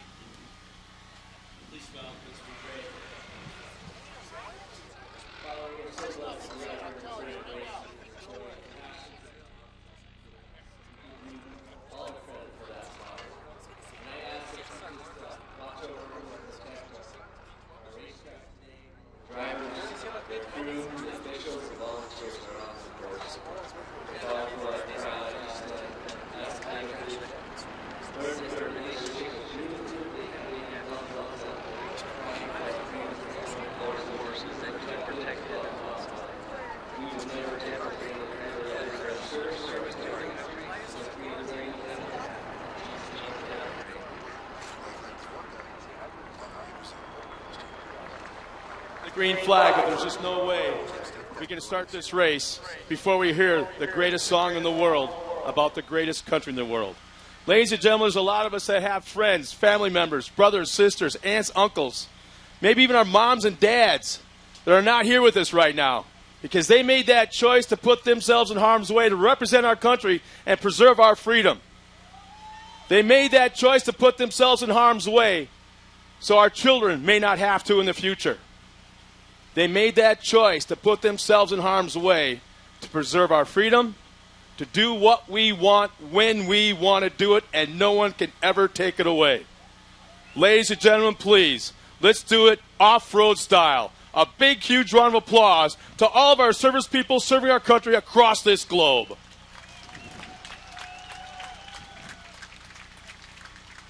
Now, it's my honor to introduce to you the young lady that is singing the greatest song in the world. Ladies and gentlemen, once again, all eyes to our flag tower for the singing of our national anthem, and Sarah Hickey.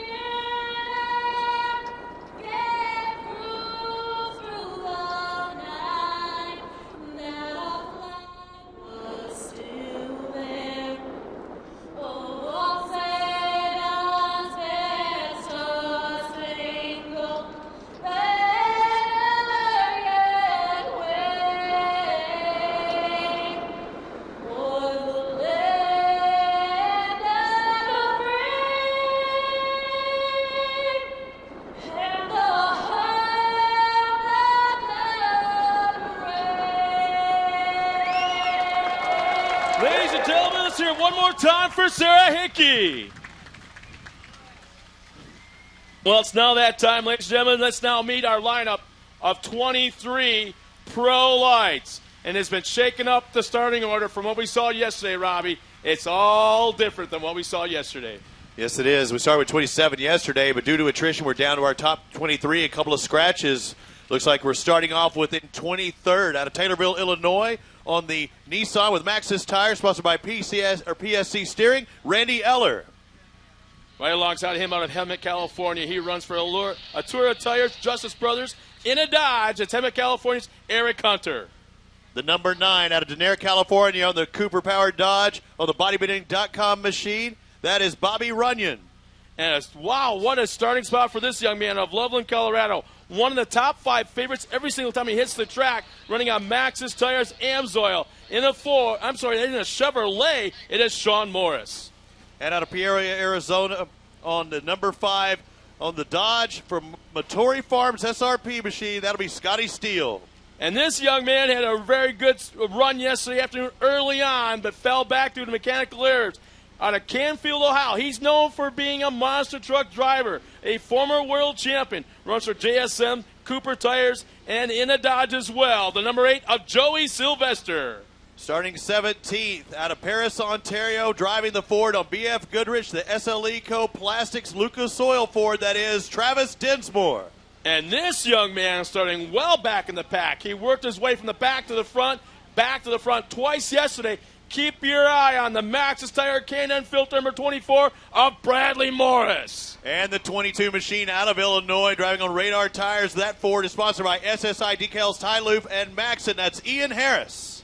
Our next another driver out of London, Ontario, driving the Sleeco, entry number 99, Jeff Sliegers. The 95 out of Superior, Wisconsin, on that Canati Dodge Jack Link's Beef Jerky Canati machine. That is Andrew Cossack. Another young driver to keep your eye on from Alpine, California. just outside of San Diego. Runs on Cooper's Tire JS team. He's also teammates with Joey Sylvester, the 54 of Brian Osborne. The 14 driving on Radar Tires, sponsored by Peak Antifreeze and Radar Tires out of San Diego, California. That's Luke Johnson. And this afternoon out of Wilson, Michigan, just outside of Bark River, running in a Ford Kenda Tires and Ponzi Lumber Equipment, it's the 48 of Kyle Kleiman. Starting in 9th out of El Cajon, California on the Husqvarna Chevy. Out of El Cajon is Jesse Johnson. And our next driver, he is now a team owner of 2 trucks out there. Out of Ogden, Iowa, in a Ford, running on Radar Tires, SSI decals, Ty Lube, and Maxon. The 21 of Cam Ramers. There's no question to watch out for this guy. He's the defending champion out of Crandon, Wisconsin on the Cooper Tires Nissan, sponsored by Traxxas. Cooper Tires at CrandonOffroad.com. That's the number 7 of Keegan Kincaid. Yesterday's fast qualifier, yesterday's leader at the halfway point, and yesterday's winner. It is the young man out of Abrams, Wisconsin, driving the Maxxis Tire Monster Energy Toyota of C.J. Greaves. The number 81 out of Temecula, California on the Cooper Tires Dodge, sponsored by Ethica Underwear, Walker Evans, and Cooper Tires, Doug Matag. This next driver, another one of the young studs, number 77 out of Alpine, California, in a Nissan Cooper Tires, Synergy Electric. This kid, keep your eye on. He may start this race with the body on, but I guarantee you there won't be a door panel on it when he's done. It's the 77 of Jarrett Brooks. Starting in 3rd out of Colorado Springs, Colorado, the BFG tired Nissan, sponsored by Amsoil, TorqueMate, BFG Spider Tracks Off-Road. He's got our onboard camera today, Brad Lovell. This young man has been here for a matter, I want to say, about 2 weeks testing. If anyone has a point to prove, it's this guy right here. Out of Kelly, Louisiana, driving a Maxxis Tire Ready Lift, Southwest Ground Control, truck the 41 of Kyle Hart. And although he finished 6th yesterday due to the invert, he gets to start first today on the Ford, the General Ford, sponsored by Lunar Pages and General Tires, the number 51 of Ryan Beat. That is your field. 23 riders ready to hit the first turn for the first time. We'll see that pace truck pull off, and then we will be at it again. Competition yellow in the mid portion of this race, and we'll reset the field. Just a quick call out. Kyle Hart's sister had her birthday this afternoon. I want to say yesterday. So, Megan, happy birthday. Your brother's in the front row. Also, shout out to 2 boys from Bark River. The Smith twins will be out there in the CJ Greaves Pro Light hopefully next year. Here we go to green flag. It's Ryan Beat with the early hole shot heading into turn 1. Beat on the inside, Kyle Hart on the outside. Who's going to make it through that first turn quickest? It looks like Lovell's really trying to move in there almost into second. Ryan Beat's got the hole shot. He's all by himself, but there's a battle for second. We've got Kyle Hart on the inside. Here comes Brad Lovell on the outside. That inside was a quick line yesterday for most of the drivers. It's a lower, smoother line. That outside makes it more of a double. We got the truck turned around. It looks like the 81, Doug Matag. So Matag has lost a lot of positions. Thought Beat went a little wide in that left-hander there, but is able to hold on position. Look at him coming up. This is the first time down that back straightaway, catching a lot of air. Nice attitude for Beat as he's going to be the leader. And look at who's in third. That's Jared Johnson getting shot out of a cannon, heading into the corner. Ryan Beat still has the lead. Kyle Hart slides wide. Here comes Johnson on the inside.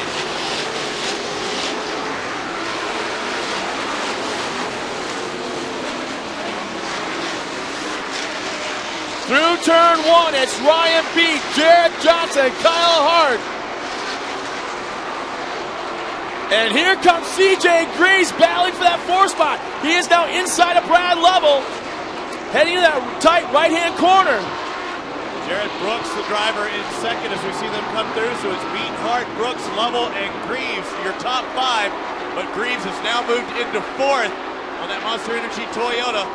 Man, it didn't take long. We've got Joey Sylvester goes around, over rotates to the corner, so he'll lose 1 spot. Look at that, and we're watching it live on through the video boards as well as our monitors here. A great race for that 3rd, 4th, and 5th position. The speeds that these guys are running right now seems to be so much quicker than yesterday afternoon. And look at the battle between Keegan Kincaid and C.J. Greaves. Look, I got a pass for the lead here. It looks like coming down the front straightaway, trying to get on the inside. Jarrett Brooks, he's going to be set up into that turn. Can he hold on to it? Beat on the outside, but it looks like Brooks going to beat him out of the turn. But remember, it's Beat that's going to be inside on that right-hander. through that rhythm section. You just saw it right there. Jared Brooks ducked to the inside, trying to take that line away into that right-hand corner. We've got a brand new leader, Jared Brooks. Oh, somebody trying to hook inside Kincaid, almost hooking the tire like we saw from Johnny Greaves yesterday, able to hold on to it. Now he's next to CJ Greaves. That's the race for 4th place. As we go back up front, right there's a great shot. And look at the lead already. Jared Brooks is built up over Ryan Beat. Those two trucks have gapped all the way back to 3rd, probably upwards of 12, maybe 14 truck lengths over Kyle Hart. And here comes Keegan Kincaid battling Kyle Hart for that 3rd spot. Down this front straightaway one more time. This is the Pro Light Final. Jared Brooks, Ryan Beat, Kyle Hart, Keegan Kincaid, CJ Greaves, the top 5. Brad Lovell dropping back to 6th. Jared Brooks, our leader. Boy, I haven't called it right there because he's got every body panel yet on that truck, as he's got nobody in front, no lap traffic, nothing but clean track, and he is on a rail right now. Trying to stick on that inside. Ryan Beat goes to the inside. There's that split lane. Ryan Beat already on the ground, maintains 2nd. A lot of drivers choosing that inside yesterday. We're seeing many more guys taking that higher route where it's more of a double. Now Kyle Hart right now running that 3rd spot. He's probably got more laps in the last 3-4 weeks here than anybody else, so he should have this thing pretty much memorized. But the thing is, here comes Kincaid to the inside. Kincaid tied to that inside corner, and he goes around the inside, does a slide job, but here comes Hart right back to the inside. They're next to each other, coming down the front straightaway. That's the 41 on the inside of Hart. Kincaid in the 7 on the outside. Again, making this left-hand turn, it looks like Hart's going to get the good drive, and now he might want to scoot over just a tad to kind of block that inside line into the right. Both drivers trying to catch up to the 51 of Ryan Beat. Just think, and here comes CJ Greaves. Greaves just dynamites the inside. Kincaid comes right back. They're rubbing fenders. And CJ Greaves is able to take the spot. But now with that kind of rubbing, I'm going to tell you right now, watch for flat tires. Watch for Bradley Morris working his way up. The 24 has worked his way up. He had a nose in on Greaves there. Remember, this is a guy who came from 16th position, and he's hovering around 6 or so right now. And there goes Kyle Hart. He's got the inside line on Ryan Beat coming to that final corner. Ryan Beat has the advantage. Now who can get that truck hooked up and get some traction coming out of the corner? And here comes Kyle Hart.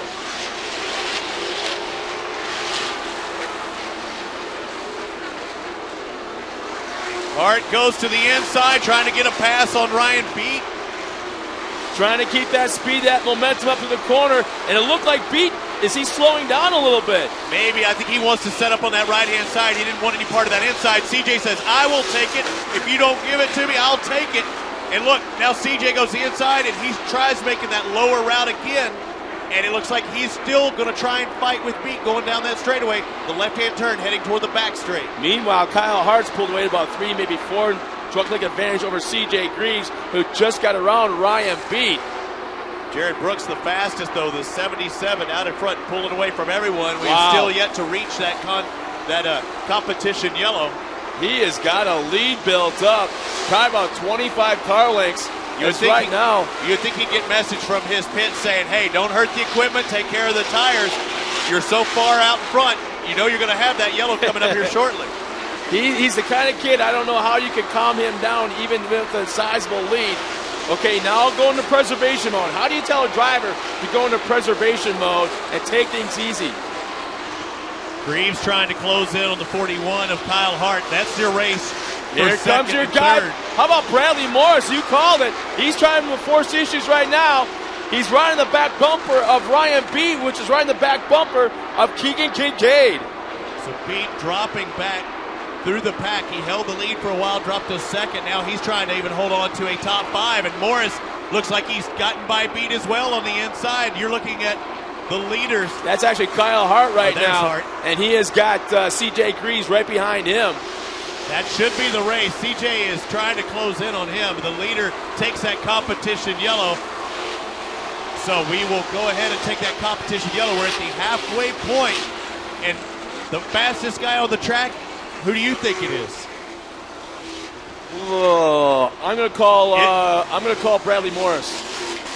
I would have to think that may be the case. We're going to step aside for just a minute because that's the guy who's moved up more than anyway. We'll step aside for a second. Be back right after this.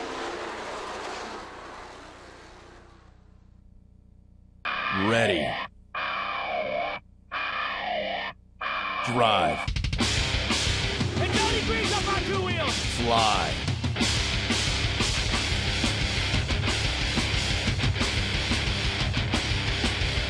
Dominate.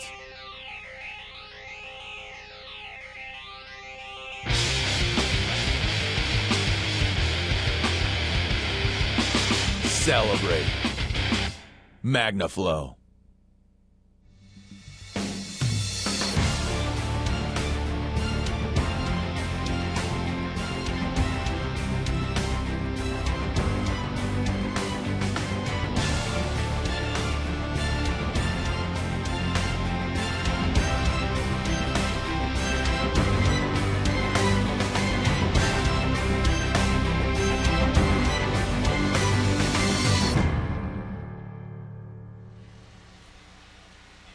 Well, once again, welcome back, everybody, in the World Wide Web as we are at the competition yellow. In fact, down in the pit area, we got a report from Kelly Snyder. Keller, what do you got? Well, thanks, guys. This is one of the most exciting Pro Light races I think I've ever seen. The top 6 guys are swapping spaces back and forth. Who knows? But the guy that is out front, who was lapping people before the first half of the race was even finished, is the 16-year-old of Jarrett Brooks. This kid is on fire. I talked to him back here while he was in staging, and he told me, I really just try not to think about racing. I just don't let it get to me, and I don't let the nerves get the best of me. But I did ask him if there was one guy he wouldn't want to be next to out on the racetrack. Who would it be? He told me it's Bradley Morris. Well, guys, Bradley Morris went from 24th to 5th here in the first half. Let's see if those two guys will get together coming into the second half of the race. Yeah, great report by Kelly. In fact, you asked the question, who do I think is the fastest, has the fastest lap so far? I called out Bradley Morris because he moved up front. And Jarrett Brooks had the fastest lap, but he was by himself. Yeah. You know, he's pushing that. But you're exactly right. And if he didn't want to be next to him, you know, tough luck. Sean Norris, his last time was 1:02. I'm trying to look at his best time. I could not get his best lap time on my telemetry here, but a 58:30 is the best lap so far today. And we're going back to green flag racing for the second half. This race has been screaming through. For the first half, they crossed the line heading into turn 1. Jarrett Brooks obviously advantage, and we've got a truck that just shed its entire front end, both front fenders and the hood. As it looks like everyone got around turn 1 cleanly. Looks like C.J. Greaves trying to get on that inside, lost a little momentum in the whoop section. Going to make that right-hand turn. We'll see if Kincaid can try to step away, or excuse me, Jarrett Brooks can step away like we saw earlier. We got a truck turned around right inside that right-hander, and that is Doug Matag. Tough break for him. He's one of the quicker guys on the track. And we got truck on that side and back on his wheels, and that looks like Joey Sylvester on that right-hand turn. And he just backed into traffic, not knowing what was behind him, but everything came out all right. So going to get a little dusty here in just a second, but clear sailing for Jarrett Brooks coming across, completing the first lap after that. And look at the advantage he has already, man. About 6-7 car lengths over Kyle Hart, C.J. Greaves, Keegan Kincaid, Bradley Morris, Brad Lovell, and I want to say that's Ryan Beat right behind him. Well, C.J. now starting to get pressure. C.J. with Keegan Kincaid all over him in that left-hand turn. The 7 all over the 33. This is a time of race we start to see CJ really start to flex his muscle. He really gets shot out of a cannon. So if he's not able to start really obviously working his way forward, there may be some sort of mechanical issues with that race truck. Well, Keegan Kincaid's giving him everything he wants. Greaves taking it inside. It looks like Kincaid's going to go underneath him, trying to get the drive. Then instead he gets a face full of roost as he heads down that back straightaway. And this is nothing new to those two drivers. They've been battling back and forth since they both entered into the Pro Light division. Keegan Kincaid, the younger son of Jeff Kincaid, running in Pro 2, and obviously CJ, the son of Johnny Greaves, running in Pro 4. So their dads battle each other as well as their sons. Well, quick lap time earlier before that yellow was 58 and change by Jarrett Brooks. Now he's down in the 57-second range, so he's turning it up.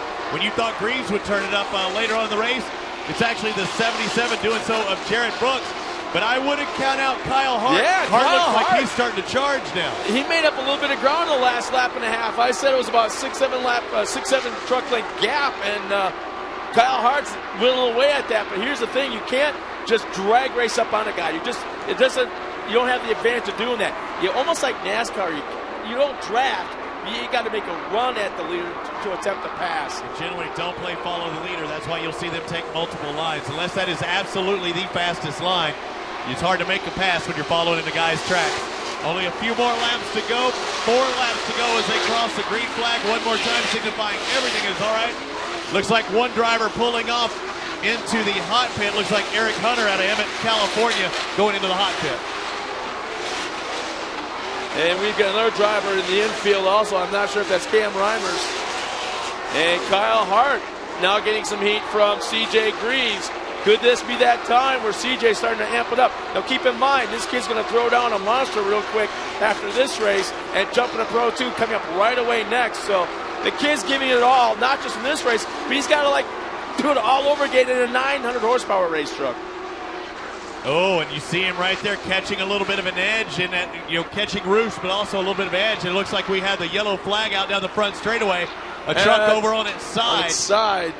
Into turn 1. It's a red and white black truck, it looks like, so it's hard to tell for a vantage point who it might be. So full course yellow. This is not a competition yellow, but it's going to tighten the field. And absolutely. No question Jarrett Brooks is the fastest driver, but you just tightened up the field extremely. And is that Joy Sylvester? I believe it is. Is that number 8, I think? I want to say it. 9, maybe Bobby Runion. It might be Bobby Runion. Look, you're trying to find.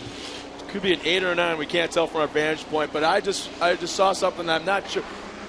As they came across the yellow, C.J. Greaves had the advantage over Kyle Hart, but did he make the pass? So it is Runion that looks like he's down on his side. Okay, so it looks like Kyle Hart retook second place as C.J. crossed the line in front of him, but probably didn't make the pass before the yellow came out. And do they do it that way, or do they go back to the previous lap? Yeah. They go back to the last completed lap as far as scoring goes once that yellow comes out. So it's Jarrett Brooks running up front, Kyle Hart in second, C.J. Greaves, Bradley Morris, Brad Lovell, Keegan Kincaid. Brad Lovell's got in front of Keegan Kincaid, Ryan Beat. And the reason they do that with the going back a lap is you don't want guys racing to that first turn when there's somebody down in the first turn. I mean, that's just, it makes a bad scenario. So you don't have to race to the checker generally because you don't want some wingnut trying to race for his life, going to take a yellow. Luke Johnson has moved his way in mid-pack. He's now running, second, in the 10th spot. So he's moved forward a little bit in that peak antifreeze number 14. Antifreeze? Is that how you say it? Antifreeze. No, antifreeze was fine. Anti-seize. Are you like anti the way I say things? No, I'm just thinking it was great. It's fantastic. Tomato, right? But it still bite me either way, right? Yeah, absolutely. Now your wife's going to pick you apart when you go home on the way you say things. I heard Robbie do it. I heard Robbie Madison do it. All right, so we get the trucks lined up in order. And again, if passes were made after the yellow, they've got to line them up. Who does that generally, or where does that decision be made, or is it called, hey, the number 8, get behind the number 6? Is that all done via radio, or is there somebody out there pointing like, hey, you need to get behind? It's all done via radio. They got spotters radio. Actually, there's 2 radios in these trucks. One is for their spotter, so they can talk to our driver and back and forth. Also, then there's one where they it's a hear-only radio. They listen to a USAC official. So the USAC official tells each driver where they belong on a yellow lap or wherever it may be. So they actually have 2 radios. One is listen only, and they are told what to do by a USAC official, and one is for the spotters. So as we get ready to go green, there's just so much going on around here. And the fans actually can go out there. I can't remember what is the radio be, what's the one, the transmitter people down there. You can actually get the transmitter signals from the drivers. You can hear the calls from the spotters out there. If you want to in the stands, you just rent a radio or buy a radio, and you can listen to the radio calls. Yeah, get their frequency. Yeah, I do that. I have the same unit for my kids in go-kart racing. So here we go once again. Just a few laps remaining. Our pace truck is off the track. It's Jared Brooks, Kyle Hart, CJ Greaves. 4 to go. 4 to go at the flag. And they are bumper. And look at the accordion effect. And they have are to say slamming. single file. Single file. They can't pull out a line. All the way across the jump. And they do it the right way. Heading to turn number 1. Who's it going to be? Jared Brooks, Kyle Hart, still 1 and 2. But I think CJ, look at CJ. Yeah. He's got a good run on this inside. Let's see if he can stay on it a little longer and break a little harder. Oh, yeah. Nice move by Kyle Hart. Turns in before he got to the corner. Took the line away from CJ Greaves. And Keegan Kincaid slowed. And Brad, look at that. Look almost like they're hook bumpers with Keegan Kincaid and Doug Matag.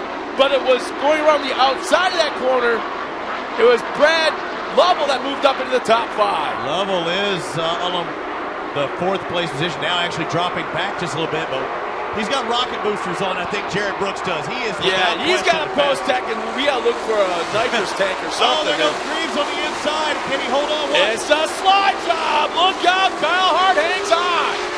That was the case of Greaves. Looked like he just was being very kind. He did not want to go low to high and kept holding that low line. Here we go again. They're rubbing fenders. His dad will probably say, hey, you probably should have taken it a little bit wider on him. Well, look out. Here goes Kyle Hart swapping sides. He's forced to go to the outside. Bradley Morris gets a little love tap from Keegan Kincaid back there as well in the track says 7. Lovell's dropping back. He's trying to go from about 8th into the 7th spot. And he was just in 5th a moment ago, so Brad Lovell, something happened with him. But Brad Morris goes over, rotates, slams to the side of Keegan Kincaid. So next time around, 2 laps to go. And look at Jared Brooks. Wow. It's the Jared Brooks show, but watch that race for 2nd. That's the one to watch for, ladies and gentlemen. It seems like they go back and forth. The 41 of Kyle Hart's faster in certain sections. CJ Greaves faster in other sections. That's for the podium.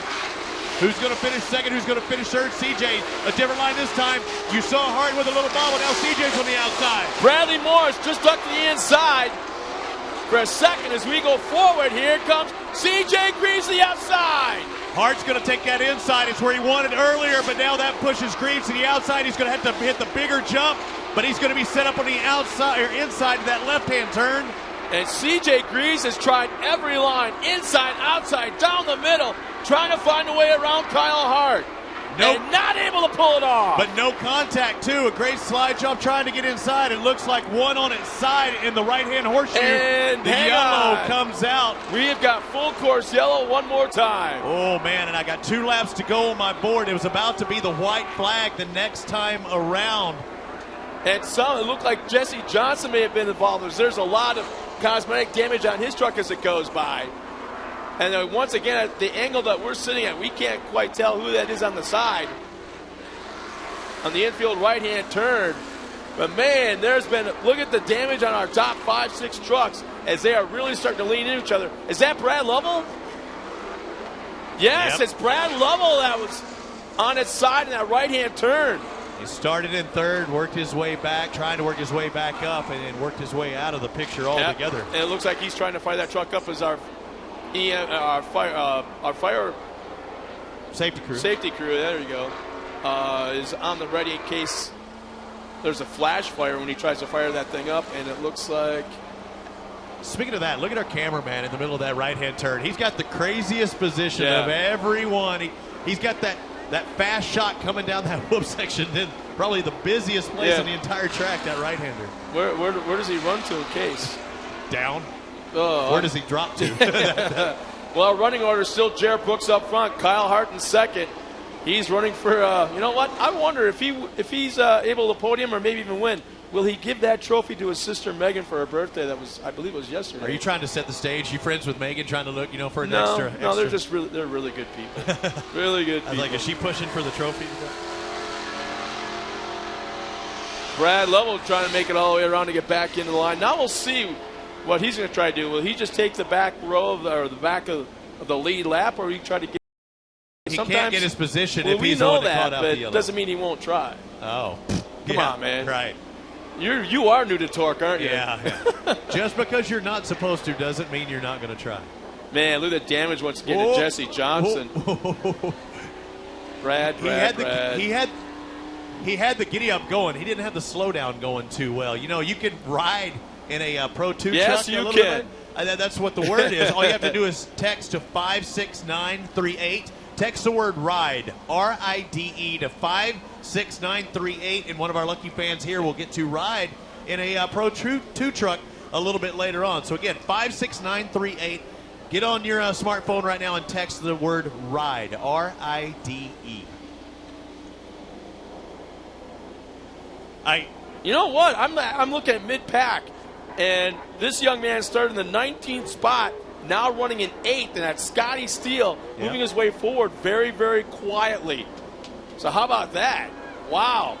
Young 16-year-old out here his first time. All right, pulling there off we here. go. Jared Brooks, has been his race the entire time. He's been the class of the field. Let's watch how they start. They have to hold single file line until they exit after the first jump. 2 laps remaining this time by as they take the green flag. Jared Brooks, Kyle Hart, and C.J. Greaves heading into turn 1. C.J. on that far outside. He better get a good drive. It looks like the 77 of Brooks going to check out again. Man, he is so fast today. And look at this. There's 3 wide, 4 wide into turn number 3. CJ's having a hard time getting that thing rotated. Now he's set up on an inside smoother line, but the 7 has a good drive on the outside. Keegan Kincaid. But it looks like CJ able to hold on to third.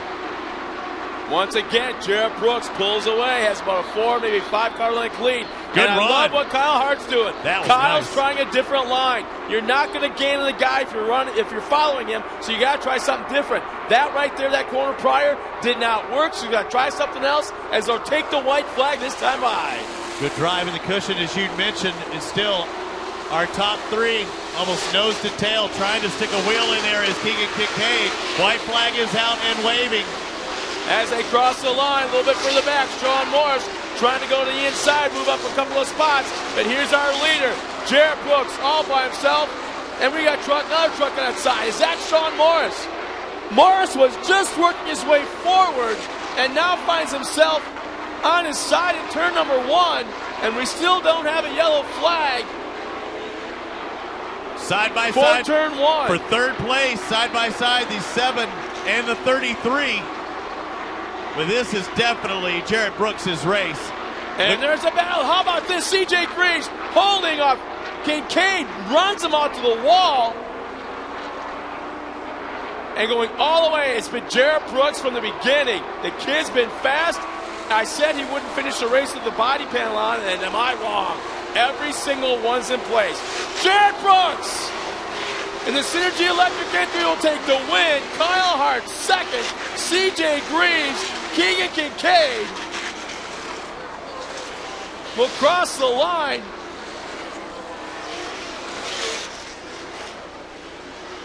And the reason he had all his body panels, because nobody could touch him, was nowhere near any contact whatsoever. If there was a mistake to be had, it would have been on his part in a wall, because nobody, I mean absolutely nobody could touch Jared Brooks. Much like we saw from C.J. Greaves yesterday in the Pro Lights, it was Jared Brooks' turn today. Wow, I mean, it's the top 3, let's see, going all the way back. And we have a tie in the points championship, too, because if Jarrett was third yesterday, a first today, you have C.J. Greaves third and first yesterday, a third today. So a flip-flop, and we have a tie in points after 1 round. I got a crazy stat for you. I'm going to have to figure this out, but in the meantime, we'll take a quick break, come back, and I'm going to try and figure out what the average age is of our top 10 finishers, because it's not the 20s, I can tell you that right now. Once again, as our guys make their way to the podium, we'll be back right after this. Fire and EMS professionals often use gas-powered tools and depend on this equipment to start when needed. That's why they use VP Small Engine Fuel, formulated with no ethanol to prevent fuel system damage and ensure easier starts. It's designed for both 2- and 4-cycle engines. Try VP Small Engine Fuels for your gas-powered tools so they'll start when you need them. Order online at HomeDepot.com or visit your local dealer.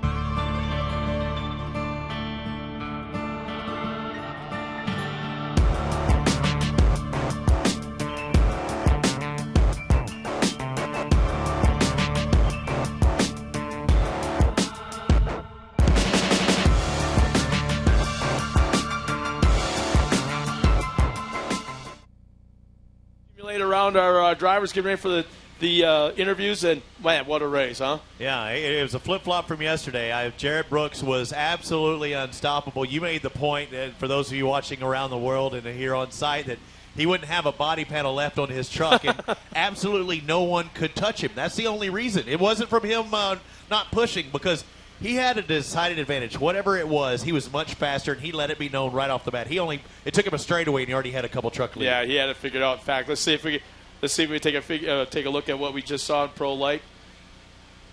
Jarrett Brooks out of Alpine, California. Cooper Tires, Nissan body, the Synergy Electric Cooper Tires machine. This is the start. Yep. The main event, and he started back in 4th place. Here's the bumper cam on Brad Lovell showing us what it looks like behind him.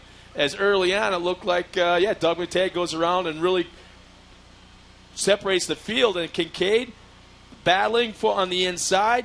Looked like he was one of the stronger trucks about midway point with Kyle Hart. Kyle Hart never was out of the top 3 the entire race, so he had a great run. So whatever it was he learned here in the last 2 weeks of testing, he really used it to his advantage.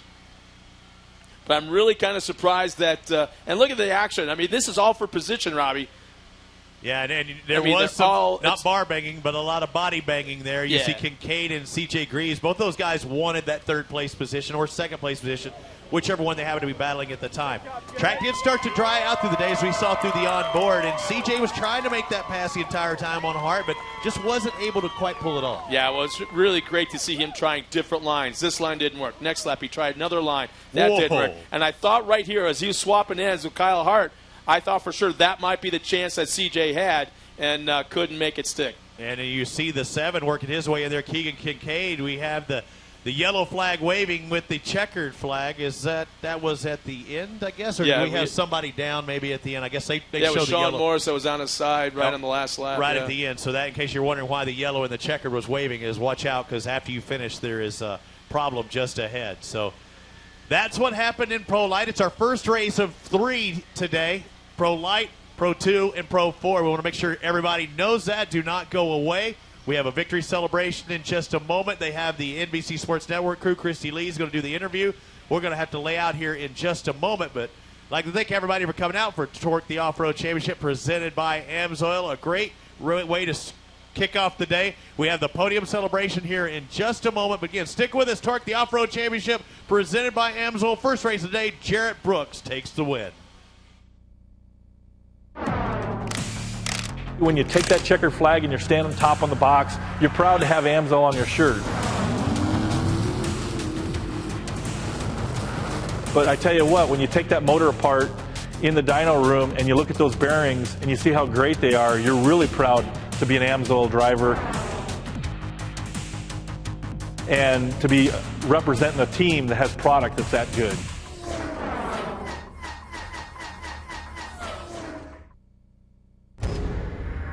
What is Monster? It's killing tires on the ultimate gymkhana course.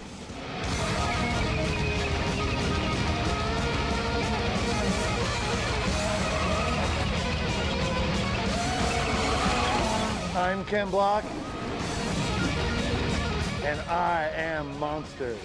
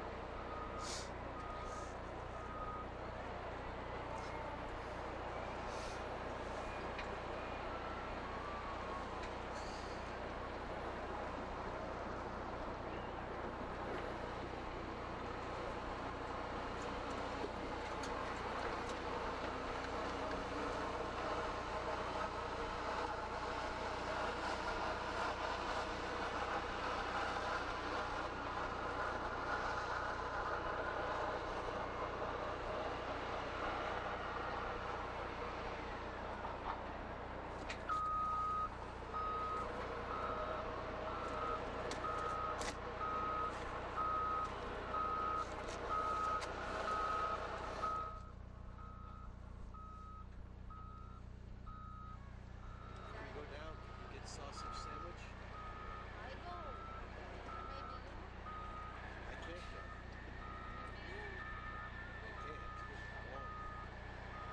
We can go down real quick. You can go get. We'll come back down soon.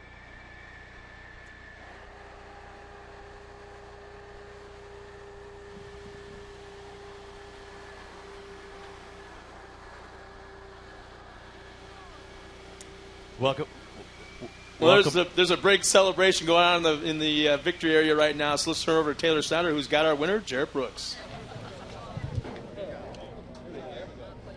Hey guys, we just watched what was one of the craziest pro light races out here in the Duel in the desert, and I have some of the coolest people to talk to, our pro light podium finishers. So I'm going to start with our third place finisher, CJ Greaves. CJ, you came home with the win yesterday. Today, just as much action going on, but I want to talk to you about those final few laps with Keegan Kincaid. Talk to me a little bit about that battle. Yeah, you know, with the inversion yesterday, we started 6th today, and we just started working our way forward. And at the halfway, we were in 3rd, and we were doing everything we can to try to get around Kyle, but he ran a good race, and Jared was just checking out on us. So it is what it is, and we're going to come out of here ties with the points, and we're just going to keep moving forward. All right, and anyone you'd like to thank for helping you get up here today? All my family, our crew, Monster, Toyota Maxxis, Magnaflow, Fox Shocks, Potawatomi, Method, Team Associated, everyone that helps us out, AMSoil, TORC, all you guys for coming out here. Thanks a lot. All right, give it up for your third place finisher, CJ Greaves. And we're going to move on over to our second place finisher, Kyle Hart. Kyle, we've seen your dad out here. Obviously, this is a family sport for you, but let's talk about yourself out there. You were kicking it. You're on fire. You're one of the young guns out here. How does it feel to be out there so young? Oh, it's always great, especially to be racing with these guys. I mean, CJ was putting pressure on me the whole time, and it's just battling to the end. I mean, Jarrett was kind of just checking out from us everywhere, but I'm glad to be able to hang on to the second, and just thanks to everyone that gets me here, my mom, my dad, my whole family, all my friends and family that stays behind me. Ready Lift, Maxxis, AMSoil, Duncan, just everyone that helps me. Thank you. All right, we'll give it up a big congratulations for Kyle Hart. And moving on to our top finisher up here, Jarrett Brooks. Jarrett, you're also one of these young guns out here, 16 years old. But what's most important out in that race was your lead on everybody. You got away from the crowd. Everyone wants to know, what was your secret out there today? I was just trying not to make mistakes. You know, the track was getting really rutted up and super dusty. And yesterday I learned that I needed to run the outside, stay in the cushions. So I just tried to say that and try to stay out the ruts, because those ruts I was getting a little scared. I didn't really know how far I was in front of them, but I was just trying to stay patient and just trying to stay cool. And I wouldn't be up here if it wasn't for Cooper Tire and all my sponsors, Fox Shocks, Maxima, and my whole family. You know, they all came out here. And my grandparents, my mom, dad, for just everyone getting me out here. Well, all the drivers are definitely going to be taking note of everything you just said up there. But a big congratulations to all of our young drivers out here. Obviously, CJ had to go. He'll be running in the next class. But let's give it up for your whole entire Pro Light podium. CJ Greaves, Kyle Hart, and Jarrett Brooks. Scott, back to you. Scott, you going to grab it or I'll grab it? And we'll try and figure out what's going on here as we prepare for the Pro 2 race here in just a little bit. Robbie Floyd, Scott Rain, and as I thought it was rain before. As you see that victory podium one more time. One of the beautiful things about winning a race is you get all the pictures, you get all the accolades, get the pretty girls in the picture as well. Okay, come on. You know, Robbie, it's always cool that we got some of the drivers that make a quick stop up here to see us and kind of let us know what's going on at the track and how things went. In fact, here we'll throw a little headset on you so you can talk to the crowd. Cool. You all set?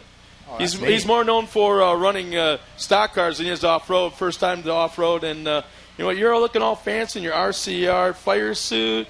Let's see, you got all kinds of these NASCAR sponsors, but you got Bobby Runion up here, just got done running a Pro Light. Not the best of days out there, man. No, you know, it's a different sport. It's this off-road truck stuff is nuts. You guys are out of your damn minds. I can't believe it.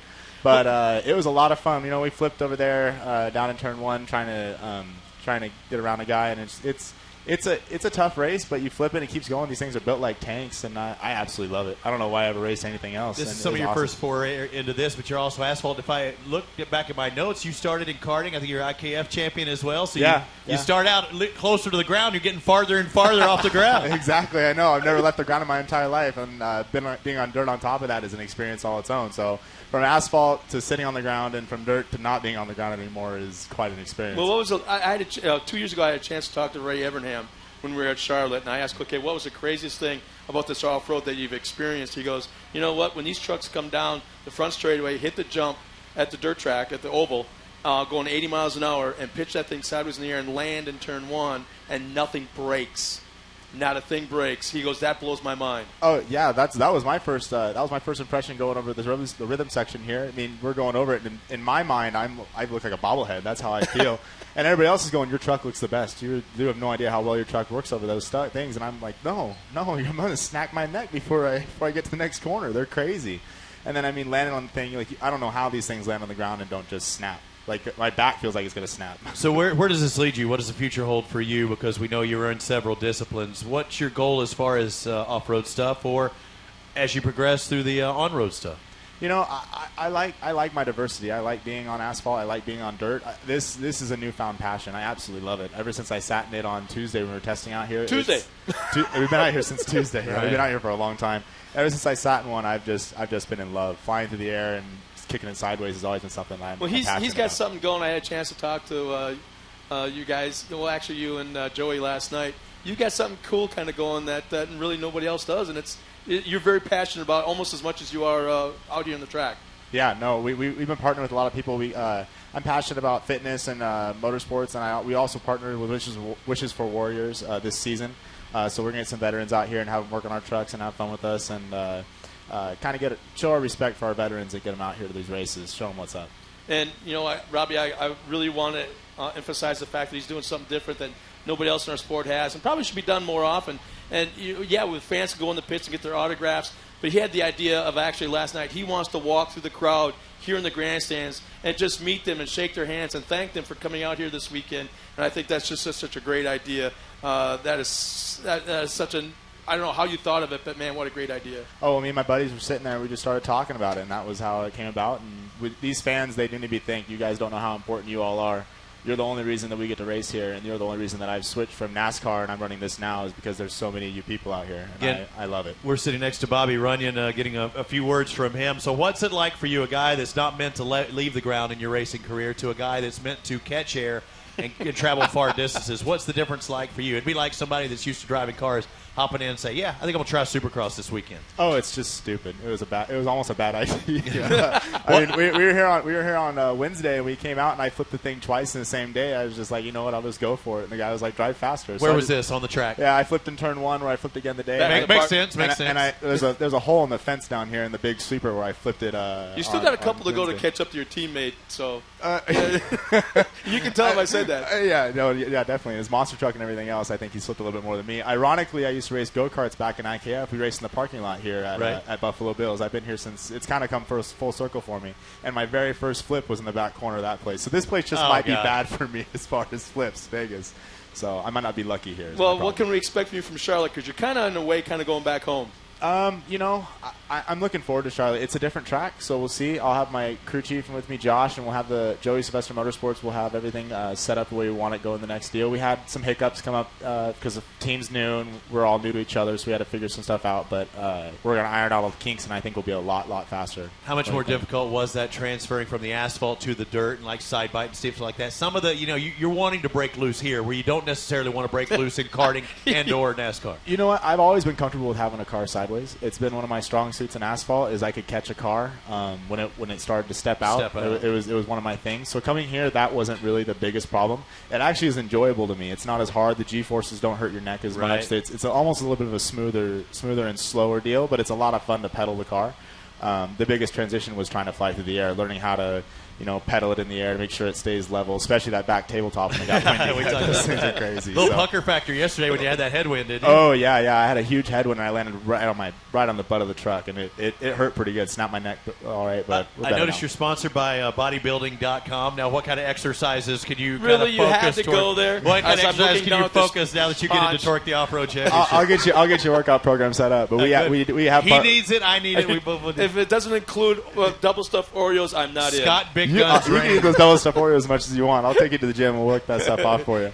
Bobby, thank you so much for stopping up here, man. Have a great time meeting the fans. And once again, ladies and gentlemen, this is one of the newest guys here to the sport, but yet he still wants to give it back to the fans. He's going to be going through the crowd, shaking your hand, and thanking you so much for coming out here this weekend. Bobby, great job. It's such cool. What a great addition to our sport. I have to agree more. And maybe we get him in a cart when we go to Charlotte and hit GoPro Raceway or in Motorplex, and we can see how you're doing it. Four wheels that way. Ooh, yeah, let's go. I think we should do that. That would be a fun time. Yeehaw. I'm all up for it. Me too. Get you in shape for it, too. Kids race kid carts. Yeah, why will I have the only helmet with a bullseye on the back? What's that about? Yeah. But thank you again for coming up here, man. Thank you, guys. Thank you. We'll see you in a couple weeks in Charlotte, Definitely buddy. see you in Charlotte. All right. Once again, Bobby had a great race. Probably a little bit better than what he was hoping for, but you know what? It's new names, new trucks in the sport, and this guy right here, I have a funny feeling is going to be a great addition. It was good while it lasted, and we talked about that at the start of the day about how the guys can transfer their off-road skills to the asphalt. Here's a case where a guy has transferred his asphalt skills to the off-road world, but it just shows you the talent they have here at rounds 1 and 2 of Duel in the Desert. I'm still pumping Wahoo's fish taco food down me at a highly successful rate. Good first race. As you see them doing track preparation, in case you're wondering, got the Duel in the Desert shot on the screen, watching from around the world, watching on YouTube, on the Motortrend channel. Thank you for watching throughout the day. This is a short, more condensed program today on Sunday. Saturday, you got to watch the qualifying, and you get to see how the day progresses. But today, it's really jam-packed. There's really not much downtime. No, I got to take a step back, and we recognize some of our service people that are serving our country right now, but we haven't thanked them for tuning in and watching us. And no matter where you guys are stationed, where you guys and gals are stationed across this globe, thank you so much for tuning in. Hopefully we're providing a little bit of entertainment for you guys and kind of take your mind off of things of being away from home, and we wish you were here. Sometime if you come home on leave, if you come home done with your service, please look us up at TORCseries.com. Find that schedule. Maybe we'll be close by your home. Come out and check us out. Let us recognize you guys, and thank you so much. But once again, I want to call out my son-in-law who's serving in the Marine Corps right now on a boat someplace that he can't tell us. Thank you so much. We miss you guys. Get your butt home, because you need to see your wife and daughter. They're sick of seeing me. They want to see their daddy. Yeah, I'm sure they're quite over. I want to remind everyone that winning TORC drivers rely on VP Racing Fuels to keep their trucks running right. And now you can use that same technology in your car. VP Madditives are the perfect way to clean out your fuel system and put the power back in your drive. For more, visit vpracingfuels.com. Well, that's not what you want to see right there. That's actually one of the climbing trucks being pulled off the track from Wilson, Michigan. Just I guess you call it a Bark River suburb. Bark River consists of a railroad track, a grocery store. I'm going to get to see. There's not a gas station there, so don't expect to stop in and pick up a Monster at a gas station. But, yeah, they've been out here for a couple weeks testing both trucks. And, Bark River is about the opposite of where I live. I live in Texas, and that thing is way the heck up there, right? When you say polar opposites, literally in the polar opposites. Yeah. Is it in the UP or just the upper or the low P? It's UP. The UP. Upper Peninsula. The UPs. I've only been there one time. Yeah, kind of a timber sports event. In fact, I think there's going to be, probably counting these two trucks, probably 6 pro lights out of the Bark River area. Oh, great. That's awesome. And they pack them in there, yeah. They'll pull in 20, 25,000 people. And some of them may be using Maxxis tires, because Maxxis tires are trusted by TORC champions because their products take drivers to the podium year after year. Be sure to visit the new Maxxis.com, Maxxis-Racing.com, and stop by the Maxxis support truck to learn more about Maxxis tire products, including ultra-high performance passenger, trailer, light truck, and SUV tires. Maxxis Tires is one of our sponsors here at TORC, the Off-Road Championship presented by AMSOIL. Get to stretch back and relax and go to check out RoboDuck and all the stuff behind us here and Wahoo's Fish Tacos. And you did the, what was it, Sausage Fest LV or NV? Oh, when I walked by and I saw the Milwaukee Broad on the menu, I hit the brakes and the U-turn went right to it. Funny enough, Keith Stamper was right there in line with me getting the same exact thing. So just like they serve them at Milwaukee County, or I should say Miller Park now. So, oh, yeah. Great variety of food here. Definitely Sausage Fest in Milwaukee. Do you go to Brewers games? Were you ever used a fan? to? Oh yeah, in my the dad. Old tattered building that they used to have. That was the worst ballpark on the planet. Dude, I remember just I grew up around baseball, so my dad had season tickets, and we actually sat right behind the Brewer dugout. Literally, I don't know if you can still do it. We would put our food and drink right on top of the dugout. They were that close to it. And speaking of that, I'd like to thank the Monster Tour Water. Oh yeah, for supplying thank you my so drink much. right now. Yeah. I want to emphasize one more time again, once the racing is concluded this afternoon, don't go home. Hey, Jimmy Stevenson, he's here out of Las Vegas, a pro light driver. Kind of rough to see him not on the track. One very, very cool guy. Basically, he got married and sold his toys. It happens. It happens. Jimmy. You thought you would have talked to me first before you did that. I sold my Toyota twin turbo car for a wedding ring. Really? Yeah. Yeah, but I would do it every day. I was able to keep my toys when I got married, but I had to sell everything when my stepdaughter got married. Yeah, I have sons. So hopefully their wives' parents will pay for that stuff. Not everybody could come out today. Again, we're kind of kicking back and relaxing. We've done the interviews, did the podium stuff out there. We still have 2 races remaining. You see the push blade out there on the cat equipment heading into the first or the exit of turn 1. You see the grader on that second to last turn, the last tight left as they head towards that back straightaway. They keep adding water. Something they have to do, especially in the dry conditions now. Again, I'm new to TORC, the Off-Road Championship presented by AMSOIL, but not to racing. I've raced dirt track cars, and they don't do much track work during the race generally, if they can keep from it. Is that the same mindset here? If you've got an overcast kind of humid day and we're in the UP, do they do track maintenance between every one of these main events they do? It's a little different situation when you go back to the Midwest because the dirt is completely different. It's not Wisconsin and Michigan does not have clay, so you're working with almost beautiful black dirt that you want to see in your garden. So you got to treat it differently, you got to work it differently, grade it differently. But as we watch Jeff Nordstrom out there on the grader back in that corner, I keep thinking back that corner is still haunting Johnny Greaves because that cost him $66,000 in one race. On the last lap, he got passed in that corner. It wasn't the corner that cost him. It was the other driver in that corner that cost Johnny Greaves. Before we get to our racing, as they're doing the track prep, let's go down to Kelly Snyder, who's with Chad Horde, yesterday's winner. Well, thanks, guys. Standing by with the champ from yesterday's Pro 2 race, Chad Horde. Chad, talk to me a little bit about yesterday you were able to start up front. We've talked about this track not being an easy one to pass on, but today, because of the inversions, you're starting in the second row. What's your plan? What do you think you'll need to do on this track to be able to pull off another win like yesterday? Yeah, yesterday we definitely had an easy start. We just had clean air, but today we're going to be starting in the second row. Track is a little tough to pass on, but I think we've got the good setup. I think we've got the confidence here. Hopefully we can get around these guys right off the start and just get out front and do what we come here to do. There's a lot of good guys in this class, but we're going to fight hard. So we didn't have a qualifying session today, but I knew you guys went out and ran a few, shake up the truck laps. How did that go for you, and how has the track changed since this morning? Yeah, the practice this morning went good. I don't really know where we stacked up time-wise against some of the other competitors. We tried some different lines and just trying to see where the truck feels comfortable for me. Fortunately, it seems like wherever I want to put this thing, it feels pretty good, so hopefully I can make some passes. Well, guys, if there's one truck that's going to have a bullseye on the back of today's race, it's going to be Chad Horde. Scott? Scott stepped away, but, Chad Horde, sponsored by the Boss Snowplow, AMSOIL, and Maxxis out of Michigan. The number 9 trying to repeat, like you talked about from that race yesterday. The track is a little bit different. We already saw a different winner than we saw yesterday. Their second of 2 days of this duel in the desert. The course workers out there tilling or ripping, I guess I could say. And I'd asked Scott earlier about how come they don't use discs. He said, I don't think they have many farm implements around here, but they just put those teeth in the ground and rip it up, spray water on it, and then come back through it and pack it back down again. But you see the pro lights starting to line up and work their way towards the staging area. 10 guys in this one. Yesterday's winner was Chad Horde, Marty Hart, Mike Jenkins, and Seifert in fourth.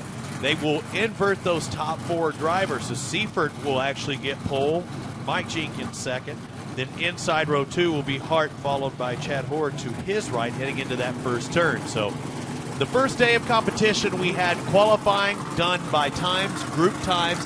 We took the top 3, and they went out there and made a single lap qualifier, and that determined the winner. But today, it goes off of yesterday's results. It's a 2-day event. The winner, or the crew, whoever, the USAC officials, they call it a pill system, but it can also be ping pong balls, popsicle sticks, whatever have you, has a certain number in them. They picked the 4, evidently, in this class. So the top 4 drivers will have to invert as we're in the shadows of Buffalo Bills Resort and Casino. Ramon Ayala played last night. I consider myself half Mexican. I had a great time. My people were there, and I ate at Ramon Ayala's yesterday as well. And that thing shut down at 10:30, and it was mayhem in the casino last night. It went from calm. It was like a tornado. It was calm, and then just all heck broke loose when that concert went out. Did you go out and check out the concert last night? No, I didn't bother. I couldn't get on the elevator to go up to my room. But they let in fact, what's kind of cool right now is once again we got Kelly Snyder back in staging, and she's got Jeff Seifert talking a little bit about what took place yesterday. Well, guys, just a quick update after talking to Jeff Seifert, the guy starting on your pole for this Pro 2 race. He told me yesterday he had qualified with the 3rd fastest time coming into that day's race.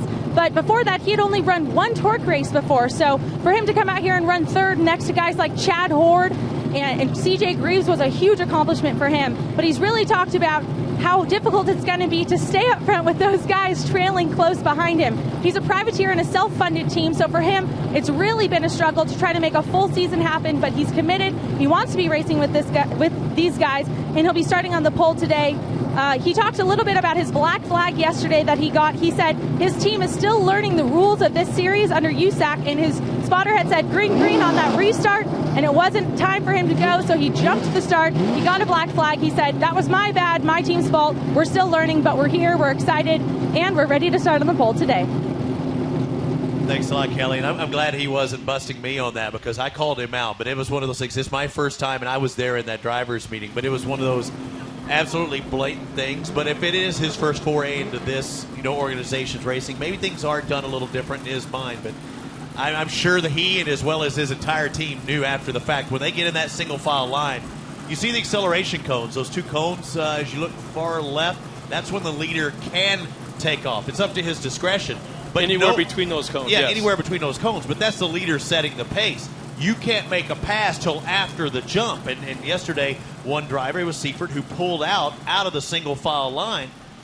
But that's tough as a racer. You don't really want to jump in somebody's tracks. So I can totally understand it from a racer's mindset why you don't want to be straight behind someone. Well, and that's exactly what Seifert was thinking. I mean, he had some momentum built up right there. He timed the start in his head perfectly, which he really did. If we didn't have that cone situation, he had a great start. It was an awesome start. There were 3 wide across the start-finish line. And you can see right there our Pro 2s getting lined up, ready to come out on the track. And what's kind of cool is we're going to have Mike Jenkins running our in-car camera, actually a bumper camera, looking out the back once again. But it's kind of cool to hear what Jeff was talking to about Kelly and how she put it. And I had a chance to talk to him about it last night and this morning. You got a different story? Yeah, a little different. Yeah, just a tad bit different. So tell me, what was the difference? Just give me. Let's just say I think we found a new comedian in our series. Really? And if you want to hang out with somebody that's fun, always goofy, seems like he always has that goofy face, a grin on his face, it's going to be Jeff Seifert. So make sure and stop by Jeff Seifert and that SAC tee. Yeah, I haven't had the. So he's quite the commodian. Oh yeah, exactly. But he probably has one of the coolest looking trucks out on the track with that chrome wrap in the front end. And there's not many guys that can say they've got a SAC T sponsorship. I think that's one of his products that he really pushes. But got some hometown guys out here in this track. Patrick Clark out of Las Vegas. I'll be running this, and I can tell you right now, let's do a call out right now. Jimmy Johnson is watching us. His brother Jarrett's on the track. We're about ready to come out on the track. So Jimmy in Texas, I'm sure probably. Was that last night? Or did they have it? Was it yesterday or today? You know, to be honest with you, I couldn't tell you. I think it was yesterday because they had the Nationwide the night before. Yeah. So I'm thinking it was yesterday. But with the weather conditions you guys live in down there, who the heck knows? No, we're getting ready. And keep in mind, everybody, once again, that we'll be running a Pro 4 race, the last race of the weekend, right after Pro 2. So don't go anywhere. Racing after Pro 2 is not concluded. Hey, Peak, the official antifreeze and coolant of the TORC series, American-owned with more than 65 years of hot and cold protection. Peak is right for your ride and your wallet. Peak, run true as the trucks take it out there and they get a little hot lap, and then we'll set them up and prepare for our main event. This day number 2 of Duel in the Desert, a TORC Off-Road Championship presented by AMSOIL. Once again, ladies and gentlemen, you can hear our voices back in Manufacturers Midway. If you're grabbing something to eat, get to your seats right now because here's our lineup. We're going to start out right away as they come out of the track, starting that 10th position. Man, going from first to last, penthouse to outhouse, starting that 10th spot out of Abrams, Wisconsin, running in that Maxxis tire, Monster Energy Toyota, the 33 of C.J. Greaves. Was going to be Nick Tyree in 9th, but unofficially he has been scratched, so we'll move up to the 8th driver out of Wisconsin on the 4 with Cooper Tires Traxxas, Cooper Tires, CrandonOffroad.com. That's Jeff Kincaid. Our next driver, keep in mind, Ari Leindyke is also scratched after an incident yesterday. He is here on site, in fact, doing our TV broadcast as we speak. So we'll now move into that 6th spot. Out of El Cajon, California, via Charlotte, North Carolina, running in a Chevy, the Maxxis tire, Husqvarna Chevrolet 74, the younger brother of Jimmy Johnson, Jarrett Johnson. He's the logo from Las Vegas, Nevada with Maxxis tires and Chevy, the Maxxis Method Race Wheels machine number 7, Patrick Clark. And due to the inversion, he won yesterday. He's now starting 4th out of Felch, Michigan, a suburb of Bark River, driving that Maxxis Boss Snowplow AMSOIL Ford, the number 9 of Chad Horde. The number 15 starts in 30, finished 2nd yesterday on the Ready Lift Off-Road. Gear up to go Ford. It's going to be out of Columbia, Louisiana, Marty Hart. And our next driver on the front row, his best shot at a podium yet this year was there, but yesterday, but here, let's see him do it again, out of Plano, Texas, running that Cooper Tire Traxxas AMSOIL Fox Shocks 47 of Mike Jenkins. And last but not least, he will be our pole sitter out of California, driving a Ford Maxima Racing Oil Sock T Lenco 100% machine. How about it for Jeff Seifert as we prepare for Pro 2 as they line up 2 wide.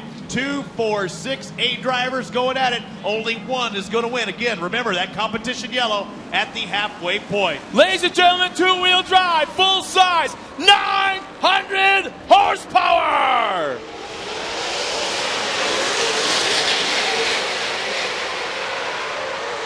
Nice clean start into turn 1. What will it be like coming through the corner?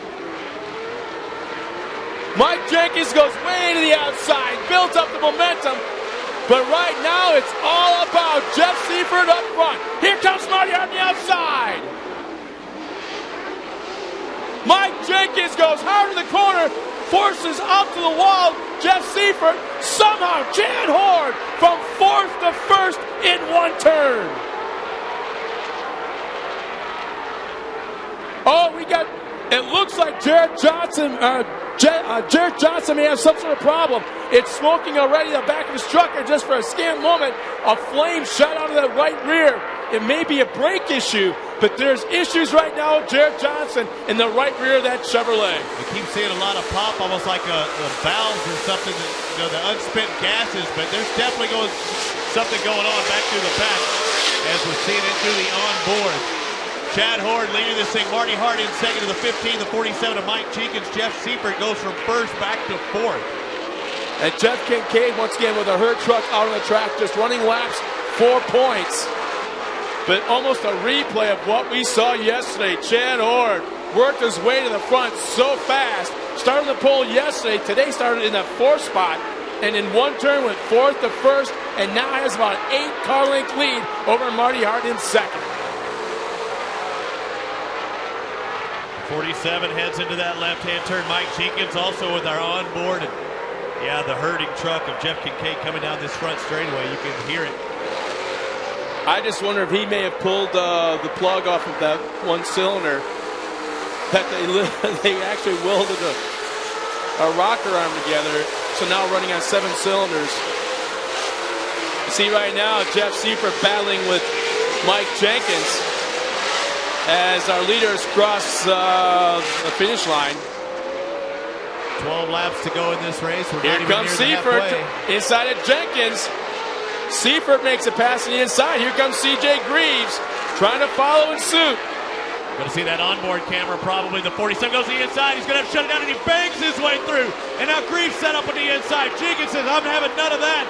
But he bangs the side panel and drops back another spot. Greaves moves into 4th, maybe 3rd. He's going to be on the outside heading into that left. Same exact move he pulled on the lap number 1 with Jeff Seifert. But how about C.J. Greaves makes a pass on the outside, and Seifert comes right along with him. Now they're side by side up over that tabletop. Watch both drivers heading into that last turn, that big wide sweeper. C.J. Greaves trying to find some traction on the top part, trying to find a race line. Oh, it's getting shut down. Jeff Seifert trying to close it down, and he almost takes himself out of the picture. I actually think Seifert was trying to be He's courteous trying to give him room. but it just kept drifting out on him. But man, there's issues now with Marty Hart running in second as the front of that hood is flapping up into the windshield area, so it's blocked. Oh, look out! Marty Hart, not sure if he couldn't see the corner or if he just couldn't make the turn, but Hart just slams the outside wall and the right-hand turn and comes back on the track. And just stays on the throttle, goes from, second, drops back to 4th, and the hood is still the same problem, but it's almost like he didn't even touch your brakes, and you have to know when you hit that last whoop that you got to be shutting it down. But he did not do so and went over that concrete barrier. I think he's got broken suspension in the front end right now. The left front is just bouncing around out of control. So he definitely has front end problems, whether he maybe have lost steering also. But Marty Hart pulls off the track in the infield. 95 coming down that front straightaway. Jeff Seifert getting a little cross up, and you do not want that in these trucks. The 9 is really pulling away Chad Hord. You'd think his team had to be telling him to manage maybe a little bit. Look who moved their way into second. He's into second, a considerable distance back. And we do have that competition yellow, though, that will come out here very shortly. 10 laps to go in this race. C.J. Greaves has moved up to second, and he started back in 8th place. He was the last driver on the start. Boy, a big gap all the way through our lineup. We got Chad Hord up front. I believe this could be, if he can hang on, this could be the first weekend sweep of Chad Hord's career in Pro 2. And that would shorten up that trip all the way back to Park River considerably. But we got a long way to go yet. C.J. Greaves running in second. He may be comfortable running right there until that competition yellow. Jared Johnson still running on the track. Lost a couple of body panels, but still running at speed. He may be 1 lap down. I'm not sure, but I think he's 1 lap down as he's still shedding body panels. Jeff Seifert running in 3rd. Chad Hord's finishes last year were 2nd and 15th at this race. He's doing considerably better than that. Looks like the 95 trying to get in there, trying to get on Jared Johnson. Johnson takes the inside as Hord just checking away and all by his lonesome. The race, really only race on the track, is for 3rd place. Greaves in a comfortable 2nd. Actually, I do think you're right. I think that is Jared Johnson winning the 3rd spot. For a moment there, I thought he might be a lap down with up. As you can see right now on onboard camera, looking at the back bumper of Mike Jenkins, there's Patrick Clark, I believe, looking behind. You may be right on looking at my scoring, and everything I say is officially unofficial. I had Johnson back at 6th, but again, don't take my word for it. On board, the 47 of Mike Jenkins taking a look through his window, or lack of window. I don't know if you had a chance to talk to Chad Hord last night at all, or maybe this morning. They were packed in there. There were a lot of people wanting his autograph. It was so interesting because when I went over there later on last night, there was nobody around. He was sitting in the back corner up against the semi on the phone with one daughter back home. Meanwhile, his wife was on the other side of the semi all by herself on the phone with his other daughter, telling him how everything went. So that was kind of a cool thing to see. And now a great battle going on between Mike Jenkins and Pat Clark. Pat Clark further back in the pack, but man, Chad Horde, there's the competition yellow. And this breathes a breath of fresh air, and not only CJ Greaves, but I'm going to call out Jeff Seifert. Let's see what this guy's got under his tank right now. Seifert started with a whole shot, worked his way back through the pack, but he'll start on the inside of row 2 as we have our competition yellow. We're at the halfway point. We're going to step aside for just a moment and come back with the second half of Pro 2 right after this.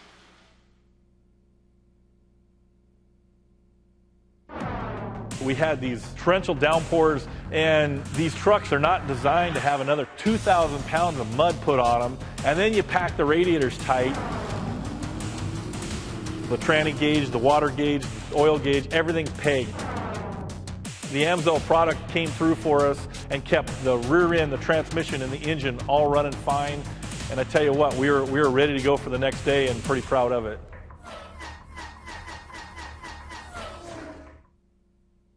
When adventure calls, count on the Trail Grappler to get you to your destination, wherever that may be.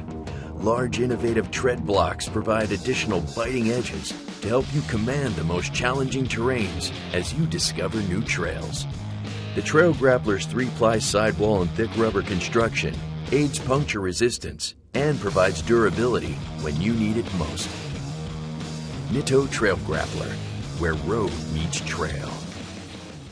Back to Primm Valley State Line between California and Nevada. Let's toss over to Kelly Center. She's got some interesting information. Kelly? Well, guys, Marty Hart pulled off the track. It looked like he lost power steering or just steering altogether. He finished second yesterday, so a tough break for him coming into today. But the guy that's capitalizing on this mandatory caution is going to be the number 33 of CJ Greaves. He broke a spindle during qualifying yesterday. He qualified and had to start at the back of the pack without a lap in. And CJ Greaves broke a spindle during the race, spun out, and didn't finish. So today is the time that he's going to try to make the pass on Chad Horde. And with that massive difference between their lap times and what they were running out there right now, with this mandatory caution, this is where CJ Greaves is going to make his move. He's got to get by Chad Horde as the competition yellow is over with. Chad Horde in that whole shot area. Greaves in second. The 95 in third. Jeff Seifert. You learned his lesson. Horde is on the out, or it looks like Greaves on the outside, seeming squared up and go to the inside, and he does. Looks like he takes over. They're touching 3, 4, 5 times to the corner. Neither are letting off. Now this is going to set Greaves up on that outside, or does he outbreak him and go to the inside? Whoa, Greaves got to shut it down. Look at the inside move now. Look at that. Outside, inside move, what it's called for. CJ Greaves, he's out there playing it right now. I'm telling you right now, he's got his dad, Johnny, spotting for him. And Johnny maybe even learning a few things right about now. Going down that back straightaway. There are 7 laps remaining in this race. Nice attitude. Oh, nice. Almost the exact words I were going to use. Chad Horde has got it going on. Trying to find that cushion up at the top. You don't want that hard, slick stuff. You want to find something with a little grip, and they're searching for it right now. Looks like Mike Jenkins back in 4th place. 5th is Patrick Clark. 6th, Jarrett Johnson in the 74. Yeah, tough break for him. He expected a lot more out of this weekend with all the testing they've done. He's done a ton of work. He put that truck on a big-time dive during the offseason, cutting off and reconfiguring a lot of things. In fact, I got a report that the Texas Cup race is under rain delay, so his brother Jimmy Johnson is watching us right now as we speak. So, Jimmy, thanks for tuning in, and keep rooting on your brother. The race ain't over with yet, man. Yeah, and unfortunately, I live about 10 miles from that track in Texas, and they get a lot of rain today. It looked like for a moment there, CJ Greaves got a very good run off the corner. And just look at Chad Horde. Man, you swear to God that was a supercross bike out there. The way that thing just changes attitude in the air and lands perfectly. And CJ Greaves is on it so hard, he is creating not only his own blue groove, but burning that tire down. That right rear is going away. He only needs it to stay up and going and get traction for 5 more laps. 5 laps remaining. We've seen him trying to take a lot of low lines, and the dad's probably saying sometimes slower is faster. Don't go so wide and take that longer route. I kind of think that Johnny may be watching where Chad Horde is going more than CJ at the moment, kind of studying that. Horde almost spins out. CJ's going to get a good drive on the back straightaway, side by side. It's for the lead. Horde over rotates coming out of the corner. They are side by side in the corner. This is going to decide it right here. CJ up against the wall. Chad trying to keep it tight. Hopefully able to pull off the slide job. It's not going to happen. CJ a full truck and a half length ahead as they take the green flag. Only 4 laps remaining. Horde just over-rotated in that final tight left hand. Look at CJ still taking that outside, and now he rotates a little too much. Chad Horde trying different lines. I like what I see already. He's now following CJ. He's trying a different line in every corner. You're not going to catch the guy you're leading. You're chasing down if you're following him. So Chad Horde has a disadvantage of going different lines. Watch this. I think Horde's been the fastest in this turn. He made a bobble the last time. Let's see if they can close up. Watch it one more time. Horde on the outside. He's got good grip. CJ rotates a little bit. Now Horde's going to get that drive. Again, they're going to be nose to tail heading into the big sweeper. Next time around will be 3 laps to go. And as of right now, 55.69 is the lap time. Greaves had to back out of it. Greaves. Greaves had to back out of it just a little bit. I think he over-rotated just a little bit too much, a little understeer. And these guys, I guarantee you, will race each other clean.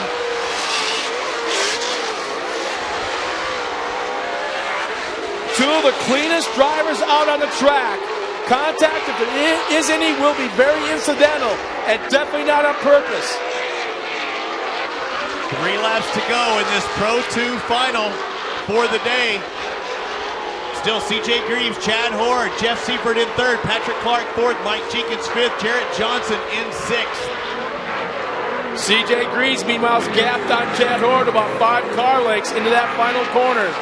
Still a few laps remaining, and this track is starting to go away. You see those puffs of yellow dust being kicked up. That is the old track surface being pulled up through the new track surface. That's dry underneath into turn 1. You wonder about lap times. The Pro 2's running about 2 seconds quicker than our winner did in the Pro Lights earlier. Chad Horde's not going away. He may have gained a truck length or 2 in the last lap. So Chad Horde's not going away. CJ's trying to make up for ground that he lost yesterday in the championship. Kelly Snyder said he broke the spindle heading into qualifying, also in the main event. Makes me wonder if there's a parts issue, unless they just tried welding or something, that part, because I saw him changing it yesterday afternoon. Chad Horde's made up some ground again. 2 car lengths separate. Greaves and Horde, here they go. White flag is coming out this time by. 1 lap remaining. Good drive by Horde that time, coming down the front straightaway for the final time before they take the checker. Watch this, only 4 turns remain. Good Chad Horde. Maybe he's been playing possum in the last 2 laps, not showing his cards. Could he be setting up CJ Greaves? Is he going to the inside? Will he try going outside, square it up? Oh, taking out one of the hood pieces. Look at this. He's going to be on the inside of the low line. Watch his drive he's going to get. Still 2 turns remaining. 1 tight, 1 wide. Here's that $66,000 corner that haunts his father. CJ hangs on the lead. Down the backstretch, up over the huge tabletop. Patrick Clark, it looked like, gets into it with Jeff Seifert. The last turn, though, for our leaders.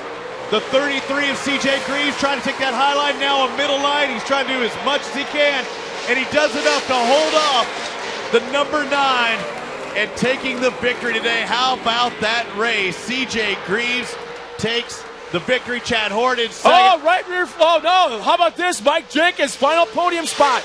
Battling Patrick Clark. Not quite enough, as he'll finish 4th. Patrick Clark 3rd. Seifert 5th. And Jarrett Johnson. Tough break for him as he'll come around in 6th. And that happened with a little bar banging or side panel banging in that middle portion. We're going to step away for just a second, get to some highlights. How about that race? What do you think here, Primm, Nevada? That's what Pro 2 is all about. We still have Pro 4 right after this.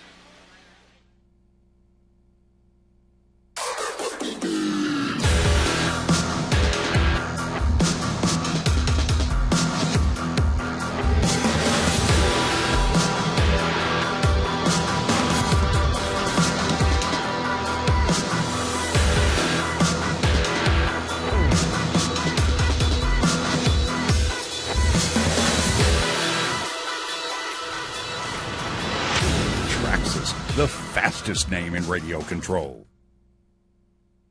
What is it that makes a Husqvarna dealer a Husqvarna dealer? Well, just look close at the engineering in our outdoor power equipment. We're known for high performance and reliability in everything we make. So is it any wonder your Husqvarna dealer is also known for high performance and reliability in everything they do? With a nationwide network of Husqvarna dealers, there's one just around the corner.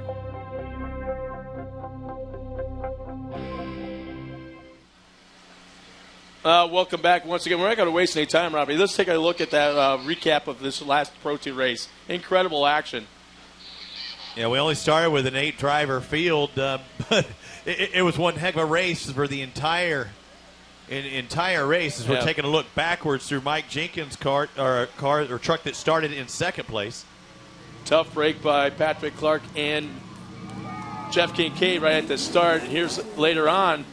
Jeff Seifert was doing very, very well once again, but man, I still haven't quite figured out. Maybe that it actually happened for Marty Hart before that incident, and then all of a sudden he had to pull off later on. That might be why he didn't make the right-hand turn. That could be right.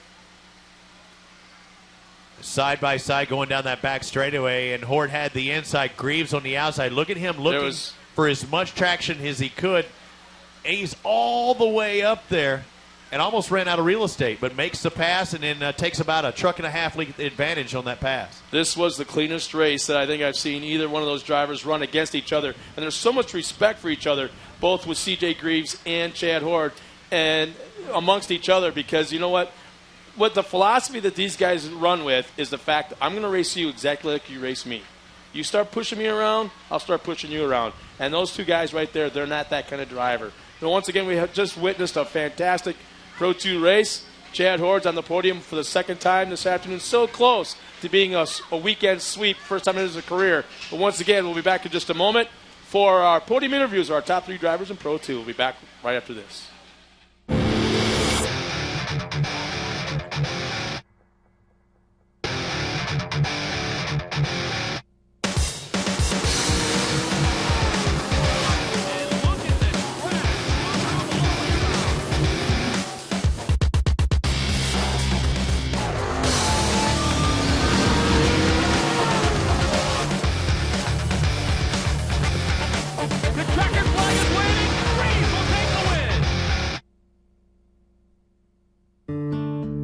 We build tires, but not tires like anybody else. We build Cooper tires for people, not just cars. People who are chauffeurs and shuttle pilots, heavy haulers and heavy hitters. More than what your Cooper tires can do, it's about what you can do with your Cooper tires. Life's a road trip. Come on, let's go.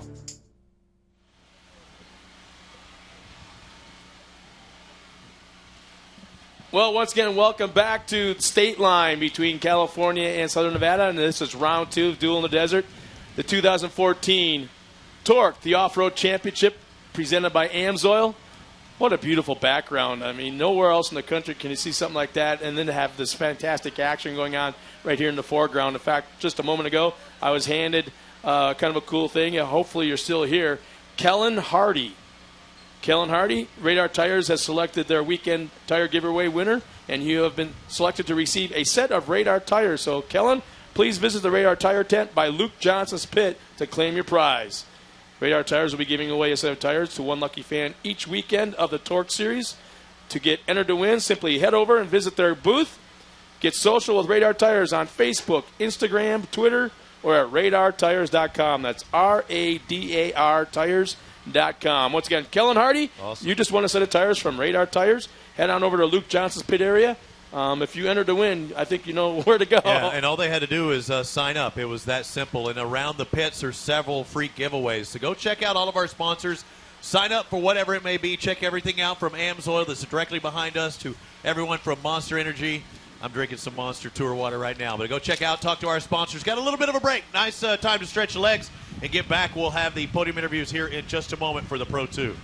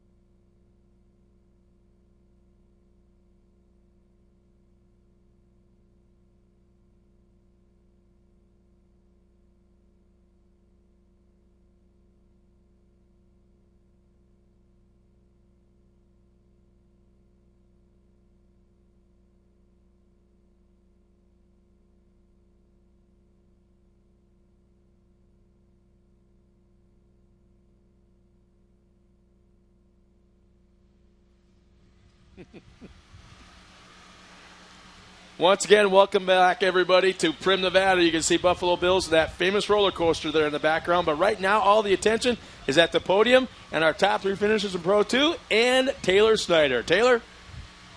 Thanks, Scott. That's right. I get to talk to some of the most excited people, and I'm going to start with our third-place finisher in the Pro Light category, Patrick Clark. Patrick, we had a long talk this morning about the difference in tracks, but this is actually your hometown here in Vegas. Obviously, you're used to the heat, and congratulations. How was that track out there for you today? Yeah, thank you. I mean, I know we kind of joked around that I might see you today, that I actually got to talk to you before here.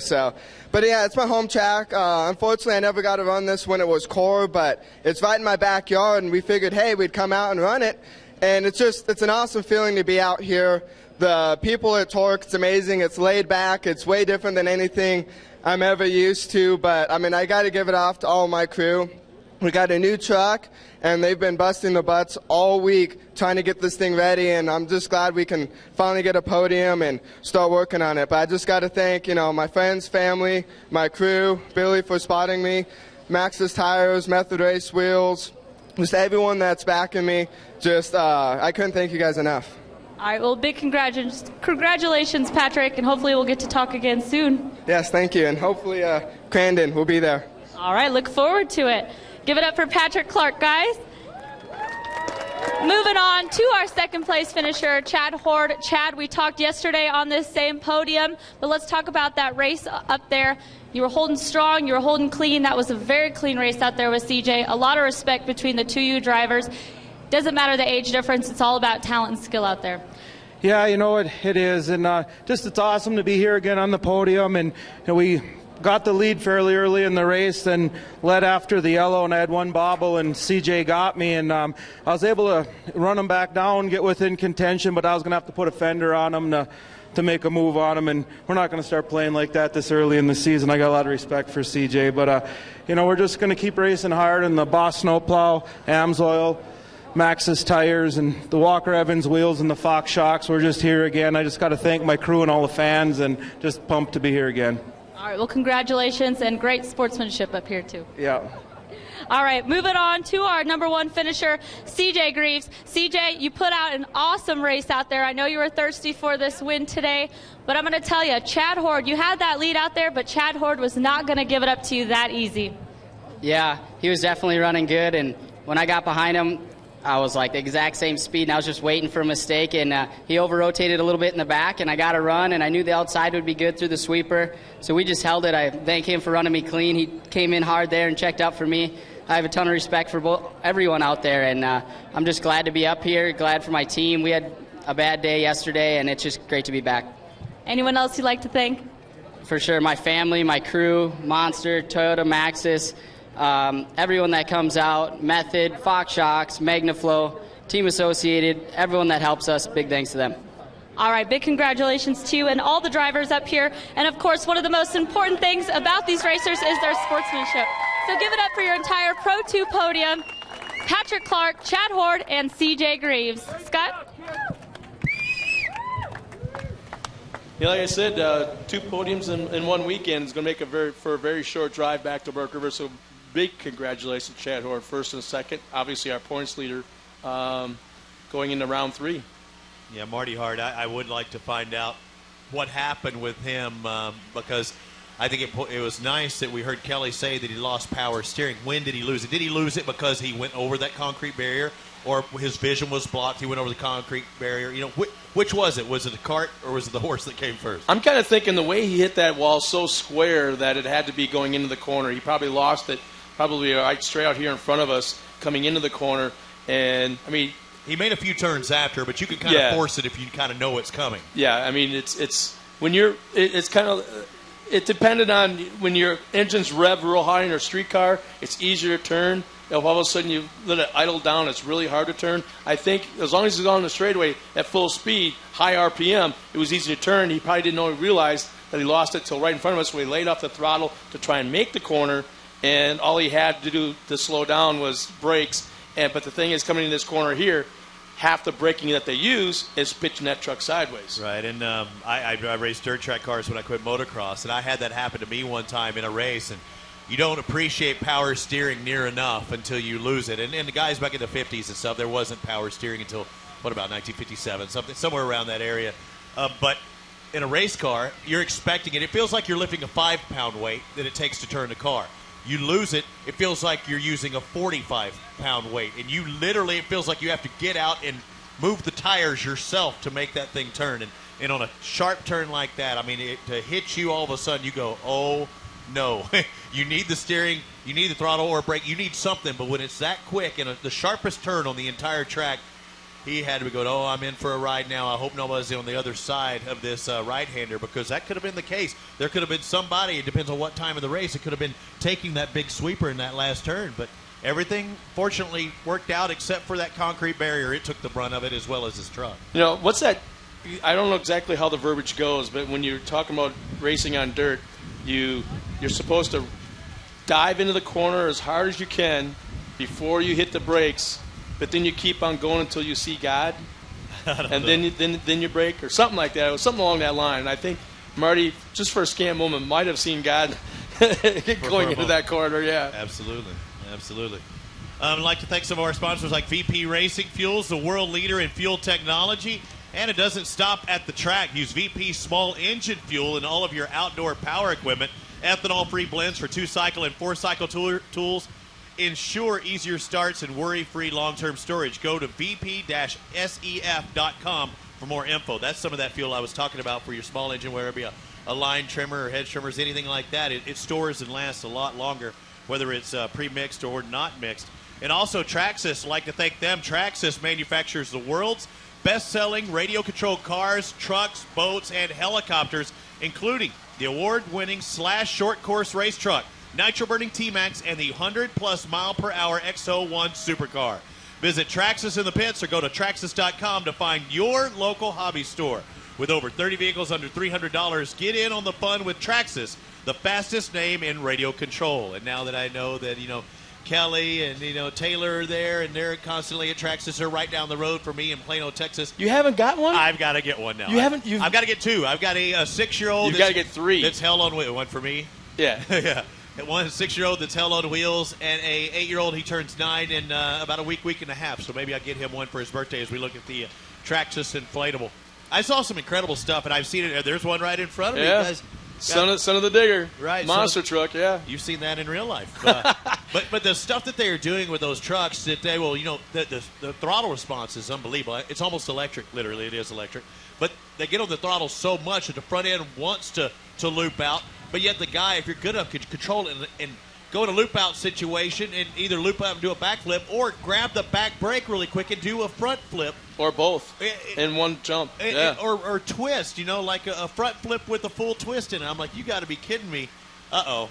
That's what we're talking about right there.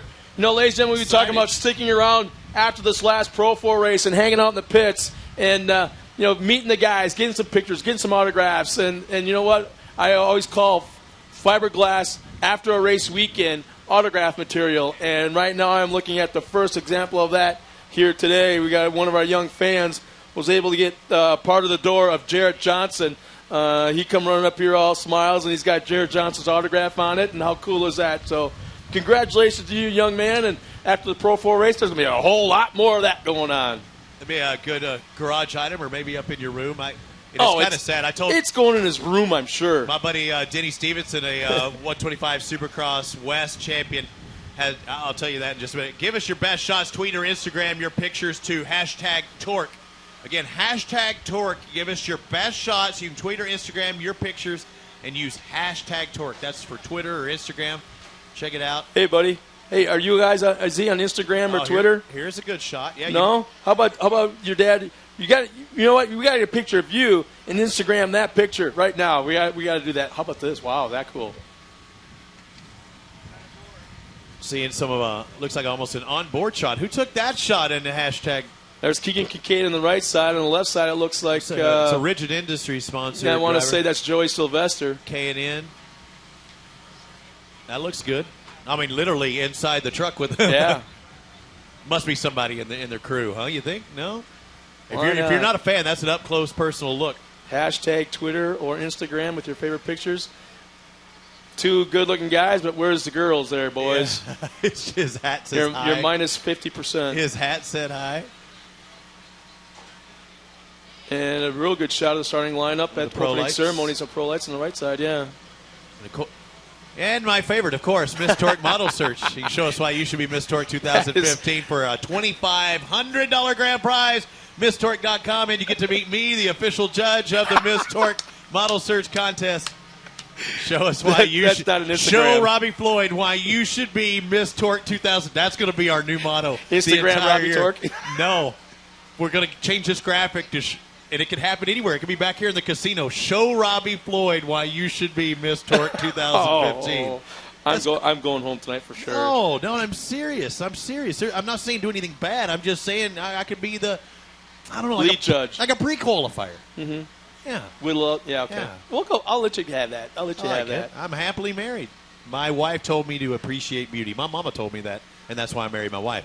Congratulations, Linda. Linda, we have no idea what your last name is, but Linda, you won our ride-along she probably knows, though, because she got a message back, yeah. They said to buckle up and enjoy the ride. It depends who's driving, but either way, you're going to enjoy that ride. With Kurt, I'm pretty sure Kurt Leduc, yeah, he'll you know what, there's no radio communication between the rider and the spotter. I do believe that there's hand signals, so if you want to go faster, thumbs up. If you're not crazy about what's going on, just pull thumbs down and scream like a banshee, because I'm sure Kurt will slow down a little bit. But I got to really emphasize the fact that Kurt will give you a ride in a full-blown two-seat Pro 2. It's going to be a good time. If you're holding on to the old crap handles, you're not going to go thumbs up or thumbs down. You're holding on. Hey, is that Taylor coming to join us in here? The beautiful face of the victory podium, Taylor Snyder for Lucas Off-Road Championship presented by AMSOIL. Welcome to our booth here. Have a seat, Taylor. Yeah, you so, hop over there. Let's get over there. Now, we talked about Traxxas stuff. She was actually a Traxxas girl and still does that and is in charge of the ladies. She's just plain in charge, dude. Speaking of that. Ladies, nothing. Guys, yes. She's just plain in charge. Speaking of that, if you need any help, we're trying to find, our spokesmodels. If you need any help, Scott and I both have volunteered. Whoa, back up the ponies here. I said nothing about volunteering my services. Hey, what's it been like out there? It looked like a great turnout over there at the awards presentation. Oh, it is. I've been sitting up in the monster semi up there. I have this perfect bird's eye view, but I come down and it's excitement and it's crazy. Good so racing, too. That's the best seat in the house. I think Monster VIP also, you can buy a special ticket and get food and swag and all kinds of different stuff on an elevated section, but those are my favorite seats. You're virtually on top of the track. I mean, you can't get any closer to the track than on the top deck up there. You and I were up there for practice the other day, and it's like, you're right there. Can I interest you in a Monster Water? Oh, you sure. Thirsty? Thank okay, you. Just checking. You look like you were thirsty. You are kissing up for that judge job, aren't you? Yeah, you are looking mighty thirsty. And, one more race to go, and did you get to talk, or have you been BSing with any of the guys back there or harassing them? Because I know, you've been in this sport, you're a racer yourself. Have you got to harass any of your buddies as they prepare to go to this final day at Duel in the Desert? Oh, I harassed them all. Unfortunately, in the pro light race, I was eating lunch with Keegan, and I was just making fun of him, joke after joke, like, don't get to talk to me today until you win. So he was pushing hard, and then he didn't make it. So I sent him a text, like, sorry, you didn't get to talk to me today. What's interesting is, if I say this quite a bit, and I probably will say it even more, but if we go back 7-8 years ago, this young lady is now interviewing guys in the podium that she used to race against in the trophy carts just like 7-8 years ago. And I find that really aging for me. But it's such cool to see. As well it should. She was a great driver. She was always, as much as she doesn't take crap from guys now, she picks on them as much as they pick on her. She drove the same way on the track with them. She drove them just like they drove her, and she's shoving them around exactly the same way. And she was very, very proud of the fact that she had a really nice-looking blue truck with a silver stripe, but pink beadlocks. The pink. I had one tire on the back, my spare tire on my little baby trophy cart, and I had a pink beadlock on it, and it was I swear it was a target for all the guys. They would see it, and they'd be like, a girl is beating me. You can't do that. This is not going good. So I remember taking out this girl at motocross, and it had nothing to do with her being a female. It had to do with all my buddies giving me hell for not passing her because she was a female. but she got in the way. So I know exactly what you feel. I was on the other end of that deal one time. I guess guys don't like getting beat by girls. No. I don't know why. Yeah, I don't know. I guess it depends me. on the situation. But, I was looking at you in the back of that Traxxas catalog as well. You and your sister. It's got to be cool to work with your sister. Both of you are field reporters today. The Snyder sisters. But I knew you reminded me of somebody, but Courtney Force, you kind of remind me of her a little bit. I think, here we go. No, I think a buddy of mine, Graham Rahal, I think is it Courtney that Graham's dating her, and he's a good friend of mine. But it kind of reminded me of that, and you get to be a part of that and working with her in her sponsorship. But yeah, I travel the NHRA circuit when I'm not here at TORC. And a lot of times I'll be walking around in a Traxxas shirt, and people will stop me and say, Courtney, or they'll really throw out any name. They'll throw out Brittany, Ashley, and they'll ask for my autograph. And I've said no for so long that at this point I'm just like, here you go, and I'll sign it. But what do you sign? I just scribble a little bit. But, yeah, Courtney's awesome. She's a really good friend of mine. They're great people, and it's a different race series, a different feel. We actually sent some off-road guys out to NHRA to sort of check it out for the first time, and they didn't think it was that fun. They go straight for a while, but which came first, Traxxas sponsorship into the drag strip world, or what, or the developing the car and then doing that? I mean, how did it come about first? Was there a car and then you put sponsorship, or was it sponsorship and then we said we'd make a fast car? We sponsored Courtney and the whole first. JFR, and the whole John Force Racing team.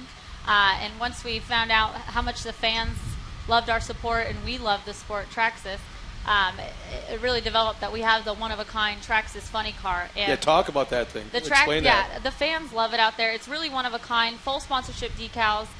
It goes about 70 miles an hour. So, I mean, you're not going to get an RC that's an exact replica of a funny car. And we have the DTS with the Christmas tree setup, so you can actually race your friends. So it's a really cool thing we have, especially following the NHRA circuit, which is I have a blast there too. But of course, my heart's here. You have to do a burnout with the thing to get the tires to heat up, to get traction. It's got adjustable traction bars. If you find it, you can YouTube it. Yeah. Videos of guys doing burnouts and racing these things. And they do it in slow motion. You'd swear to God you're looking at John Force on the drag strip. That's cool. The body flexes so perfectly, just like the full-size car. And like she said, 70 mile an hour plus top speed. Plus, it has a Christmas tree. And I don't know what you call it, but you can take your iPhone and telemetry. Attach it to the controller, and it'll tell you all kinds of crazy stuff. Yeah. It's technically above my head, so I can't explain it correctly. But every kid that wants one can tell you exactly what it's all about, and probably offer suggestions on what you should do next. I'm quite sure. Well, you remember I bought the Ultimate 4x4 last year, which is really cool. I mean, it handles just like a four-wheel drive street truck. So to have something like that, and it's got, like you say, the telemetry thing with the iPhone on the controller. And my neighbor kid that I just moved into this neighborhood has never messed around with an RC. I never told you this before. Never messed with an RC car before, but he saw that, took off his phone, plugged it into and he's doing all this stuff to it. I never knew it could do. Yeah, it's awesome. It's just like a real car, except it's a lot cheaper. Doesn't cost as much, but you can tune it just like a real car, work on it like it's a real car, which is like why I love getting kids into it. You know, they're able to experience the feeling of working on a full-size car and really taking responsibility and treating it like a full-size vehicle. Plus, it gets them outside. If they flip it over, they have to go run and flip it back over. So there's a lot of positives to getting your kids involved with RC. I think it's a great thing. And Robbie, not to interrupt, but there's a really neat little story with a very, very good driver, a great driver that used to run in this series and is no longer with us. I'm talking about Rick Huseman. When he was younger, he actually started his racing, if you want to call it that, in RCs. He didn't have an off-road race truck or a buggy or a bike or a Jeep. He was, as a young kid, he was racing RCs and eventually worked his way into getting this crazy little street truck, threw a couple shocks on it, ran around the desert. Next thing you know, he built this kind of a piece of crap pro-like kind of thing, 7S or whatever it was. No, I'm talking way back, right? And next thing you know, he started winning races and he just started moving up. Next thing you know, he's sponsored by the biggest company in the world, Traxxas. And I'll one-up you. What was it, about 5 years ago that he became the first person to drive from 300 yards away at Crandon, up in the sound tower by me. He was remote control driving a Pro Light. a 500 horsepower Pro Light. Oh, a real truck? A real truck, remote control, real truck around Crandon with a remote control.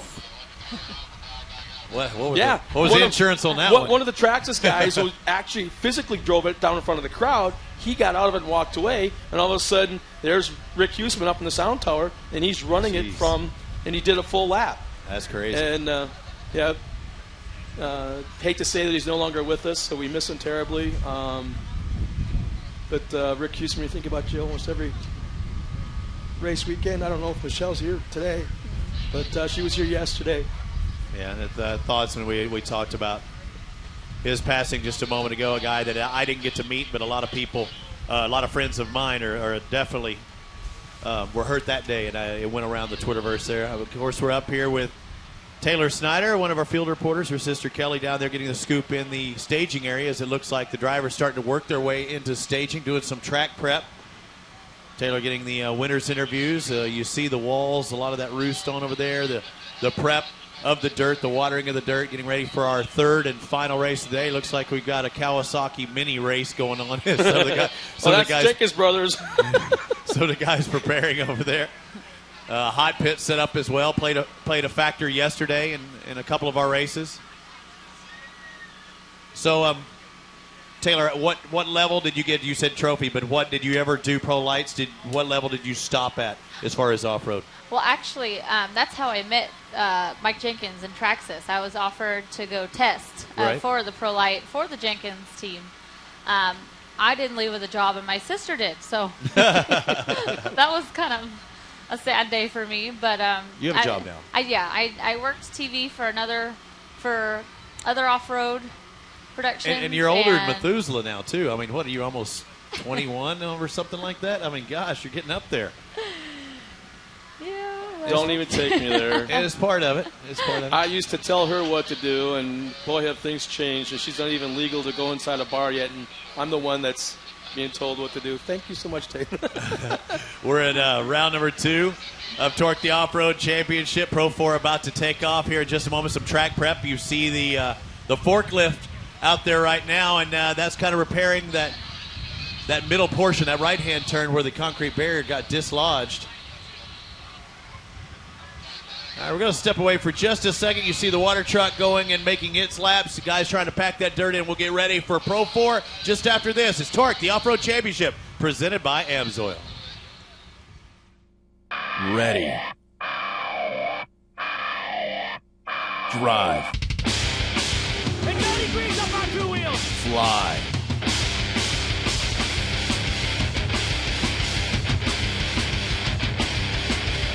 Dominate.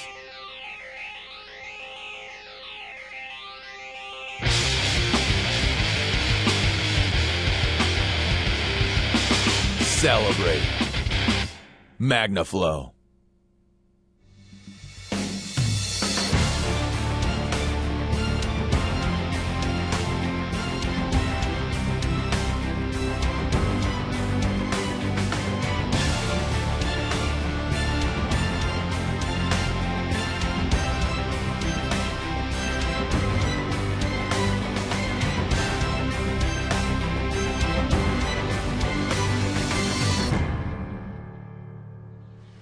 What's that? Well, once again, welcome back to Primm Valley Resort and Primm Valley Off-Road Raceway. We've got one race remaining, and that is the AMSOIL Pro 4 division. They are just in staging, just a tad bit out of sight as they enter into the final corner. You see them right where we've been staging all weekend long. And I'm telling you right now, I've seen standing water, but the way the wind has been playing, the way these trucks go, we'll bring them out here onto the track and give them a hot lap or two, and this track will be in absolutely pristine condition. There you see our guys lined up in staging. You see the bootlegger, Mark Kwame, Johnny Greaves, and the Monster Energy, Scott Douglas. There's yesterday's winner, Adrian Cheney, and I believe that's Mike Jenkins kind of sandwiched in the middle there with Scott Douglas in the back. And, may not be the biggest field with 7 trucks in the lineup, but this is an absolute stacked field. It's going to be very, very interesting also. We've got, I believe, a sophomore season driver in Pro 4 with Ross Hook out of Holland, Michigan on those Ditto tires starting on the pole. 4-truck inversion after what they finished yesterday's order. So that would put Adrian Cheney outside of the second row. Ladies and gentlemen, one more time for the final time this weekend. If you can hear our voices, please make your way to the seats because Pro 4 is making their way on the track for the final race of the weekend here at Primm Valley Off-Road Raceway.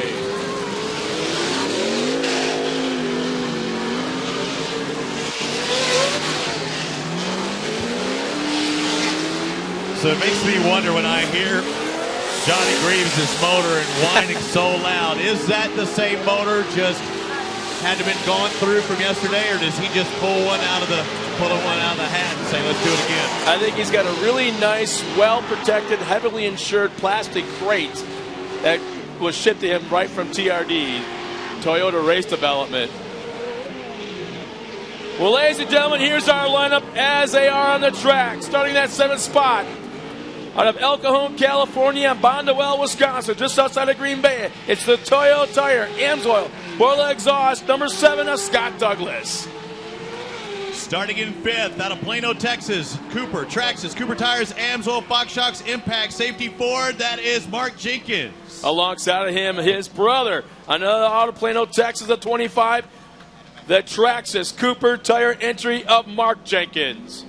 Well, I had it backwards, Mark, but then Mike, but I know this guy who won yesterday. He's going to start in 4th. It says St. John's, Virgin Islands, but it's actually New York City, New York. Driving the 4, sponsored by Maxxis 4-Wheel Parts, Atrium, Magnaflow, and Maxxis. That's yesterday's winner. Number 11, Adrian Cheney. And out of Abrams, Wisconsin, just south side of Green Bay, the most badass sounding truck on the track anywhere. The number 22, Maxxis Tire, Monster Energy, Johnny Greaves. The Ford, number 5 on the Maxxis Popcorn, Sutton's Tennessee White Whiskey Machine, Mark Kwame. And the high in the pole out of Holland, Michigan, the Toyota Knitted Tires, ATD transmissions of Ross Hook. We're underway. Ross Hook in the silver machine out in front. It looks like he separated himself, but let's see how he comes out of that first turn. Takes a very tight line. Johnny Greaves just behind him in second. Johnny Greaves in the second hill easily going inside of Ross Hook. Shot out of a cannon. Now he's patiently working his way to that right-hand corner. He'll go to the inside. Will he pull a slide job? Yes, he does. Johnny Greaves now up front. But look at the 25, Mark Jenkins. Again, I must have felt something coming. I called him twice in the lineup. The 25 coming into second now behind Johnny Greaves. Now watch closely. Adrian Cheney, Scott Douglas. Will they be able to work their way to the field? They've got a long way to go because Johnny Greaves is now about 12 truck lengths out in front of Mark Jenkins. Jenkins in second, thirds. Ross Hook out of Michigan. We see Cheney back there, it looks like, in fourth as Greaves completes a second lap. The 11 of Cheney in fourth. In fifth place is the number 5 of Kwame. Wow, some crazy maneuvering back and forth. For a moment, they were 3 wide across the start-finish line, and they're 3 wide through turn 1. Scott Douglas in the middle, Mark Kwame on the outside, and somehow out of all of that, Mike Jenkins comes out in the 5th spot. Look at Cheney moving in the inside in third place just in front of this battle. Cheney moves into third behind Mark Jenkins. He's sandwiched actually between, but Cheney looks to be the driver that's trying to move up now. He's up into third place. He started fourth, dropped back. Now he's trying to close the gap on second place. Man, Mark back in the pack. Mark Kwame, the bootlegger, is all over the track, trying to make that truck as wide as possible, making it very difficult for some of the guys to get around. Scott Douglas being one of them. There's our point, our pole center. For a moment we were watching Ross Hook, and now we're on the back of Mike Jenkins on the rear bumper cam, watching what's going on behind him, and I see nothing. Yeah, that's because he's in last place right now trying to correct that situation. Mark up into second, Cheney in third. That seems to be probably where the next move we may see. Greaves taking that high line and staying high. Talk about unbelievable how aggressive Adrian Cheney is going into that right-hand infield turn. He's definitely gaining on Mark Jenkins. On board with Scott Douglas, our onboard camera today, but we are looking at the 47 of Mike Jenkins. There's Douglas's picture, trying to take a look behind. He's in 7th place, so you don't see anything. But I'll tell you, Adrian Cheney in third sees a lot of the 25 of Mark Jenkins out of Plano, Texas. Cheney's been making up ground the last lap and a half, and now is within 1 car length of our second place truck, Mark Jenkins. Mike Jenkins a little bit further back in that 4th spot. And I'm just starting to wonder if Kwame's off the track. He's back on, but man, for a moment there, he was off the track, which now moves up Douglas 1 spot. Look at Cheney. I'm wondering if Douglas has some sort of mechanical issues. Look at Cheney just behind the leader. Cheney tries diving inside of Mark Jenkins. He's going to end on the inside. Watch them. There we pull away for the camera. Look at this, side by side as they go. Cheney on that right. Man! Jumps off the track and stays in it. Cheney cleared the huge infield jump, actually lands off the track, comes back on. He's going to get a heck of a drive down this back straightaway. He is going to be right on the rear bumper of Mark Jenkins. Cheney nose diving just a little bit. The wind blowing right to left as they come down that back straightaway. You know the Jenkins Brother Racing boys are telling Mark to stay to the inside. He's not able to, but still hangs on to about 2 truck length advantage over Adrian Cheney back in 3rd. That seems to be where the race is. It looks like Greaves, until we get that competition yellow, is kind of set sail with this race for 2nd and 3rd between Mark Jenkins and Adrian Cheney. That seems to be a good one. Cheney looks like he's driving on that outside, taking a middle of the road approach. But There's he wants that to aggressiveness again. He wants to get underneath, doesn't he? Look at this drive. He's going to get a good drive. Scott, watch this. Now he sets him to the outside. He's going to go under. Try and make the pass. Can he hold on to it? Backs it in. He literally backed it into the corner. And will he lose 1 spot to Mike Jenkins? I would think so. And he does. Adios. The crowd cheering for Mike Jenkins. Some Mike Jenkins fans here. And Scott Douglas still back in the pack, trying to work his way around Ross Hook. Does this not look like yesterday with Cheney, though? Going up to the front, dropping back, going to the front, dropping back. Now I still want to watch Cheney in 4th place because he's going to be on Mike Jenkins. He can't get away from the Jenkins. Now do you understand the Wild Man moniker? Yes, I do. And now look at the gap. It was a great camera shot right there. Down that infield rhythm section. You can see the difference between each truck on the track. But right now, we're still watching that battle between Adrian Cheney and Mike Jenkins.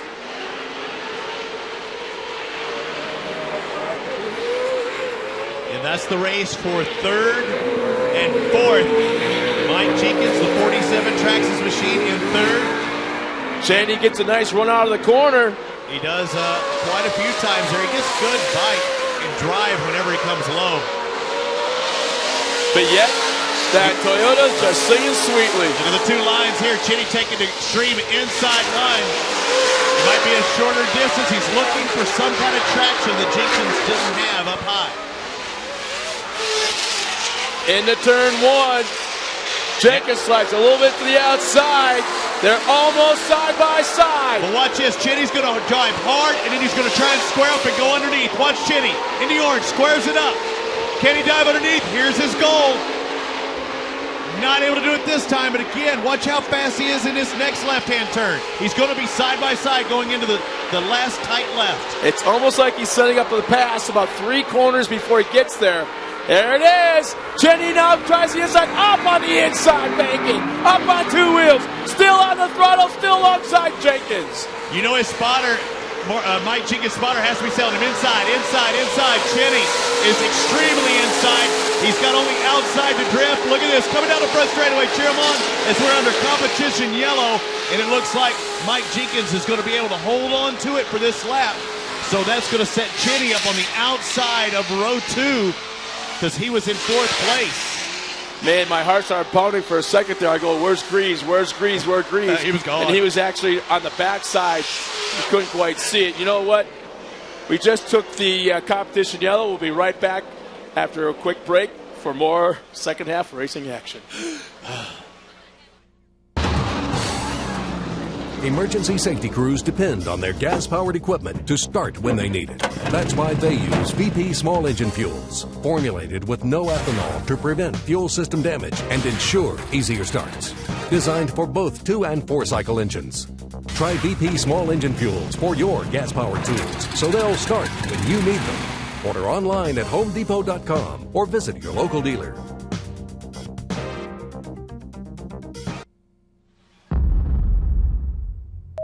Start the cameras. All right, stand up on the exterior step.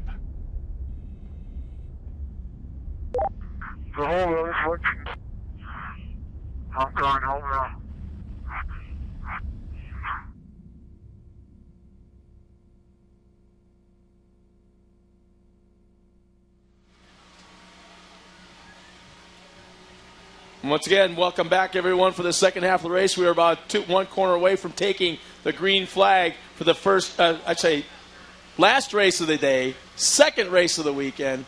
You know what? This is going to be awesome. I can't wait to see what Cheney's got up his sleeve. Let's start out with Kelly Snyder real quick. Okay, guys, quickly, before these guys start this next race, the two guys that are going to be looking to make it a pass during this mandatory caution in that restart is Mark Jenkins on Johnny Greaves, and Adrian Cheney looks like he's coming for Mike Jenkins. They were flying side by side off that table stop. So look for this battle to continue right now, guys. Thanks a lot, Kelly, as we look at Johnny Greaves into the lead and look at side by side. It looks like Cheney trying to get into third. Cheney does it. Mike, and now he's got Mark just in front of him. Whoa, check this out. I'm just noticing right now, where did Douglas come from? Was he really playing possum that much in the first half? Scott Douglas, I want to know what's going on with him because, man, right now in that fourth spot, guiding around Mike Jenkins, Scott Douglas down to fourth. Amsoil Ford in fourth place. He has Cheney just in front of him. In second place, Mark Jenkins out in front, Johnny Greaves. You're right, it could be another player in the mix. And for all those listening to me, everything is officially unofficial. I'd say they start side by side. Once again, I screw up. But I do know that Johnny Greaves is strong out in front. But neither second, third, fourth, or fifth, they're not backing down. Almost looks like the restart still a lap later.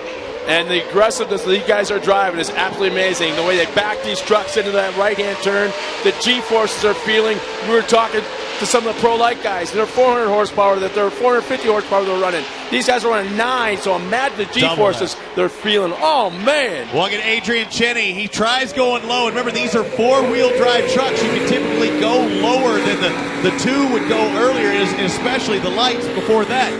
They're trying to find those underneath lines because they can get that four-wheel traction, and Cheney seems to be trying to look for every low option he can. And every single truck is either in mid-line or on the far inside, and if you watch closely, those front tires are pushing all the way through that final turn, that big, long left-hand sweeper. So they're still trying to find that traction. Johnny Greaves in the lead right now. He finished second yesterday after leading the race and on two wheels. Boom! And it looks like a monster truck race for Mark Jenkins. Just hit the eject button. And I see smoke over there. Looks like dirt smoke as the end of it. I don't see the truck running. One of our safety trucks went right away after it, so it's hard to tell if he's on his side. No yellow flag is out yet, as it looks like he's out of the race action. We've got there's the yellow flag on the far side of the course, and it looks like we are going full course yellow. Scott Douglas didn't quite see it. He was trying to dive in there on Cheney. Might have been looking down a little bit too much instead of out. But I'm not sure. I'm not sure if we have a camera angle. Well, we should have a camera angle that picked that up, but man, he absolutely slammed that, and the wall didn't move, so that thing became a ramp. It looked like a monster truck. It looked like freestyle and monster truck. Yeah, Todd LeDuc out there in Metal Militia. So not only do we have a replay, I hear that we are going to get a super slow-mo of this too, and there's the corner that it all went down. That's where the magic happened, as they say on MTV. Let's take a look at this heading into the whoop section. Johnny Greaves, our leader. Here it comes now to the left side. Oh, he's already up and over. Yeah, I was a little late on that shot. That may be our best view. We might get another look at it. He may have ended up on his side. Oh, he's back on all fours. So right now, what they're probably checking him out for right now is for the way he slammed in the wall. I mean, the truck almost came to a complete stop and then climbed the wall up and over the other side. So that's Whitey, right? One of our safety crew members right there. He's one of the best in the business. And I don't know if you followed our series last year, but there's some pretty dramatic pictures from a race that we had in. There he is. Ladies and gentlemen, he's just on the back side of that banking to the left side of the course. Let's hear from for Mark Jenkins. Out of the race, but tough break for him. Nice job, man. And there's a guy who was in 5th on the start and worked his way up to 2nd, a strong second, and he had a chance to win this thing. He looked quick. He looked just as fast, or he looked maybe even a little faster in that restart, hanging on to Greaves' tail. He's one of those guys that always has a smile on his face. Very, very intense when it comes to racing, but walking by in the pits, man, he's just all grins all the time, just loving what he does, loving being here.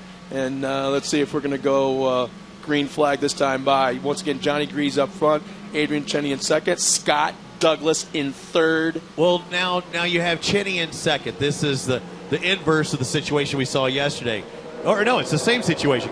Cheney was in 2nd yesterday, gets by Greaves towards the end of the race. Now Greaves once again out in front. Can he hold on to it the remainder of the laps? We'll see if these boys play nice, though, with that orange cone. Once again, the leader starts the race, not the green flag. Johnny can hit that throttle anytime he wants to after they hit that first orange cone. Here they come, ladies and gentlemen. We're going to do it. Oh, big start by Greaves. I think that's motor right there, my friend. And that 5-speed sequential, man, he's just tapping that throttle. Yeah, that is motor, and doesn't hurt having that 5-speed gearbox as well. Greaves and Cheney. Now let's see what Cheney does. He's going to set up in the same tracks, but watch his modus operandi. He squares it up and tries getting underneath early. The confidence that these guys have that the truck is going to make it to that corner, the way they pitch it sideways so early in the turn. Greaves. And Douglas hits the jump, goes off the track, lands off the track, saves it, and will even hang on to 3rd. Whoa, and you're seeing Cheney on 2 wheels as well. Well, that happened when Greaves actually dropped a tire off of that landing. That's where the original dust came out. Douglas was doing pretty much the exact same thing, but a little farther to the right. And Cheney pitched the truck into the corner so early on a long left-hand sweeper. He may have gained a little bit. He lost a little bit in that back section, but may have gained the back right here.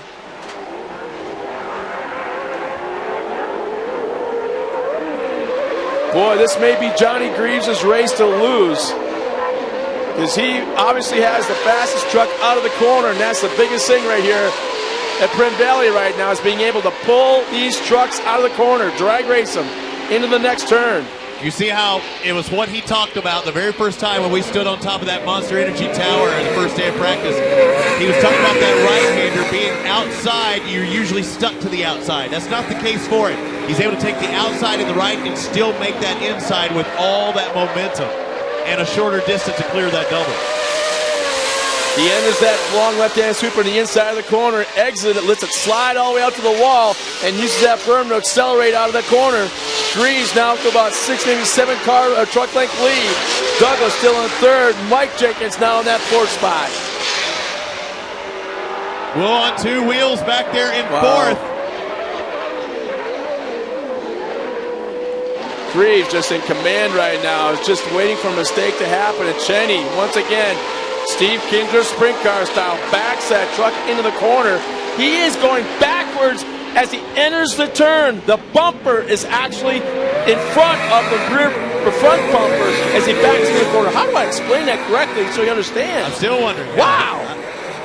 Johnny Greaves in the lead. Adrian Cheney in 2nd. Scott Douglas in 3rd. 4th, the 47 of Mike Jenkins. And Mark Vommy just behind him. Vommy trying to gain one more position. And last but not least, Ross Hook on the Toyota in 6th. Now watch as they come down the infield rhythm section through that double. Now watch Cheney. He'll actually back the truck up into the turn. Look at this. Well, not so much that time. But boy, that turn is really getting rutted up right now. That's the risky part. You are taking your life in your own hands, because that, as you enter into that right-hand corner, that track is rutted up. You're hoping that you don't hook one just the right way. Now the gap is stretched out about 10, maybe 12 car length lead right now over Adrian Cheney as the white flag is coming out this time by. Time is definitely running out for Adrian Cheney. It happened on the last lap yesterday. Johnny Greaves was out in front until 2 turns remaining. He wound up finishing second. Adrian Cheney took the win. It's a flip-flop today. They would be tied in points going to Charlotte if it stays the same. That's a big if. Cheney still going after it. He's not selling for second place. He tries a different method to the corner, actually driving the corner instead of trying to back it in. But the gap still remains the same. Scott Douglas running in third. Mike Jenkins fourth. Fifth is the bootlegger Mark Kwame.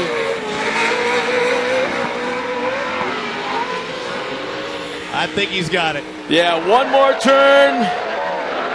Race fans, Johnny Greaves just on a Sunday drive. And listen to that Toyota scream down the front straightaway.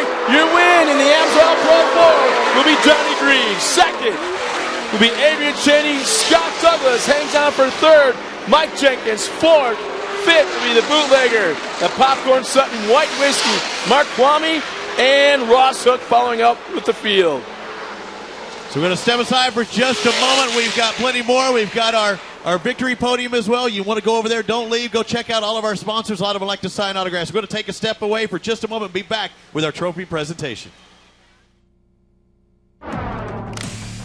When you take that checkered flag and you're standing top on the box, you're proud to have AMSOIL on your shirt.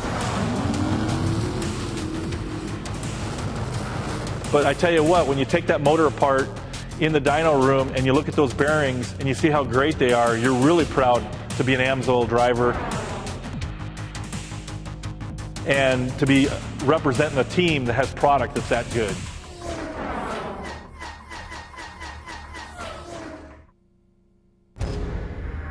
What is Monster? It's killing tires on the ultimate Gymkhana course.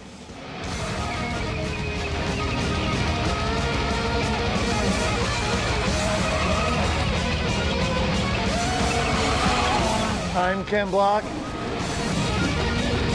and I am Monster.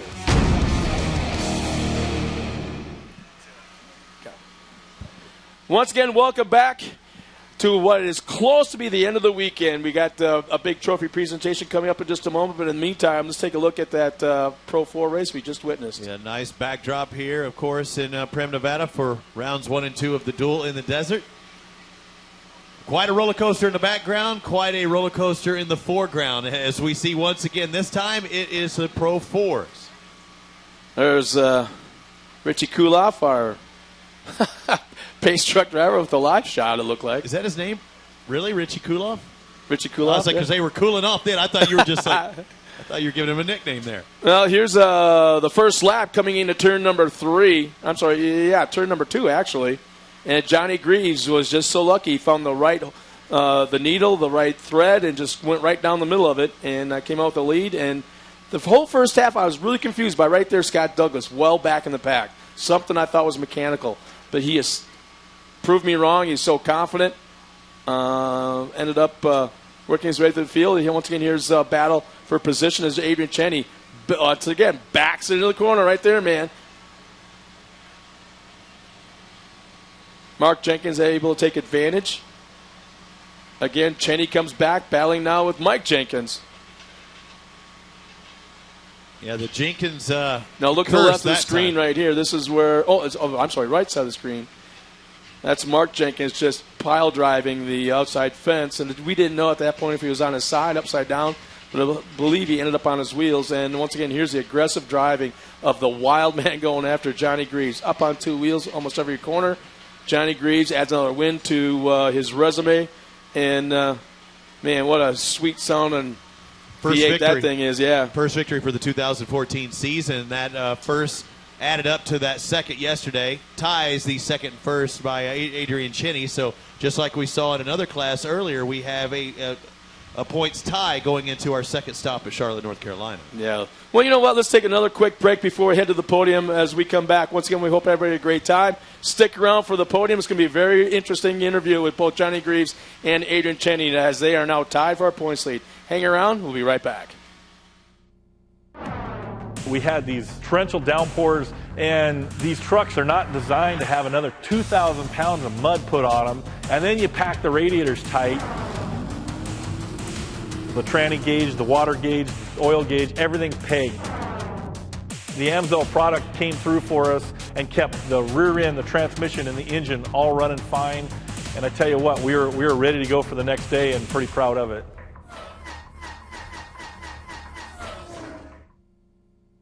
When adventure calls, count on the Trail Grappler to get you to your destination, wherever that may be. Large, innovative tread blocks provide additional biting edges to help you command the most challenging terrains as you discover new trails. The Trail Grappler's 3-ply sidewall and thick rubber construction aids puncture resistance and provides durability when you need it most. Nitto Trail Grappler, where road meets trail.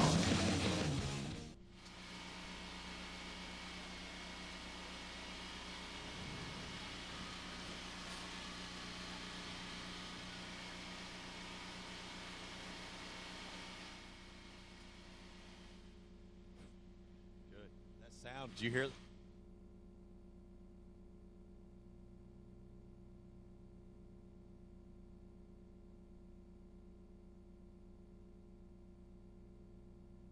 good.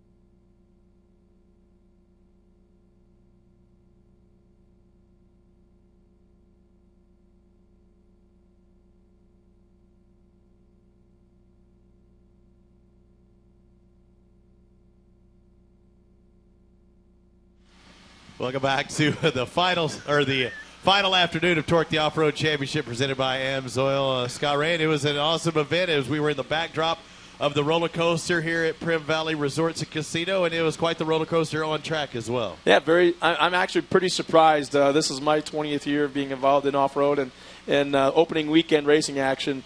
I was really surprised by the aggressiveness, the drivers going at it. Usually you see kind of like they saved it a little bit on Saturday, so they have to work so hard on Saturday night, and then they go at it big time on Sunday. Well, guess what? This week it was totally different. They went at it both days. They pushed hard, but a lot of courtesy as well. Let's find out what they had to say. Let's go down to Taylor one more time. Taylor Snyder's with our victory podium. Thanks, guys. I'm down here with some excited guys up here, and I'm going to first talk to our third place finisher in the Pro 4 category, Scott Douglas. Scott, I always love talking to you up here. Such a strong competitor, but let's talk about that. There was not many racers out there on the track, but that made no difference to the competitiveness that you guys were experiencing. Talk a little bit about that. Yeah, I mean, it really is a competitive class, and I got hung up in the back a little bit, and even those guys are running just fantastic and really fast, but halfway through the race, I got stuck in third gear, and I couldn't get the thing to get into second or anything, so I don't know if it's the Toyo tires are hooking up so well, but we're tearing these transmissions up, and but the AMSOIL fluid held up. I mean, the thing's trying to melt down.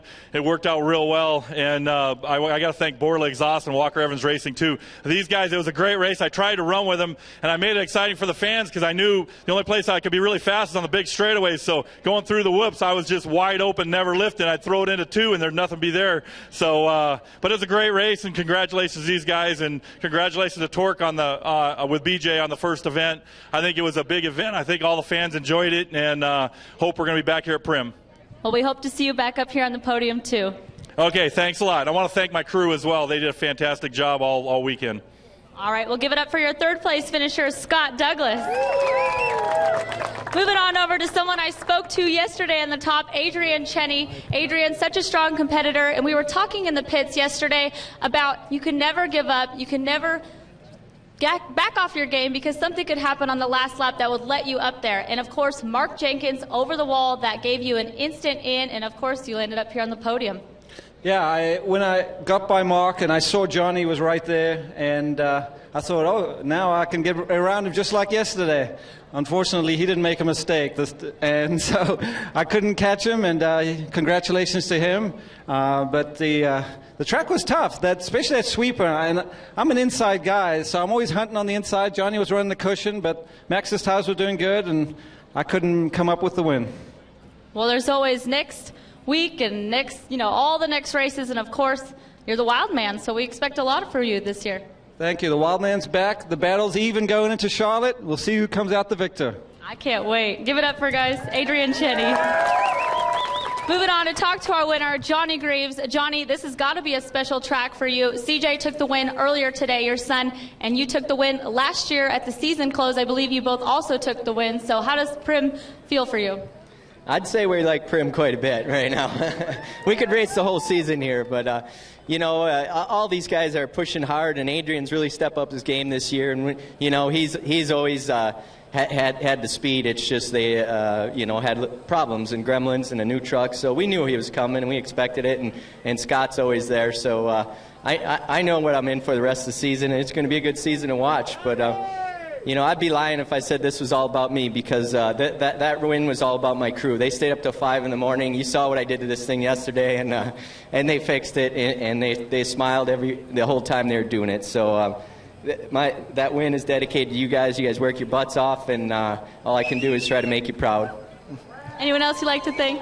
Yeah, for sure. I got to thank our sponsors, Monster Energy, Toyota, Maxxis, Method Wheels, Magnaflow, AMSOIL, Fox Shocks. The list goes on with a lot of great people that all help us do this. And TORC, BJ, we all had question marks, and I think you wiped one of them off. You did a good job, so let's keep it up.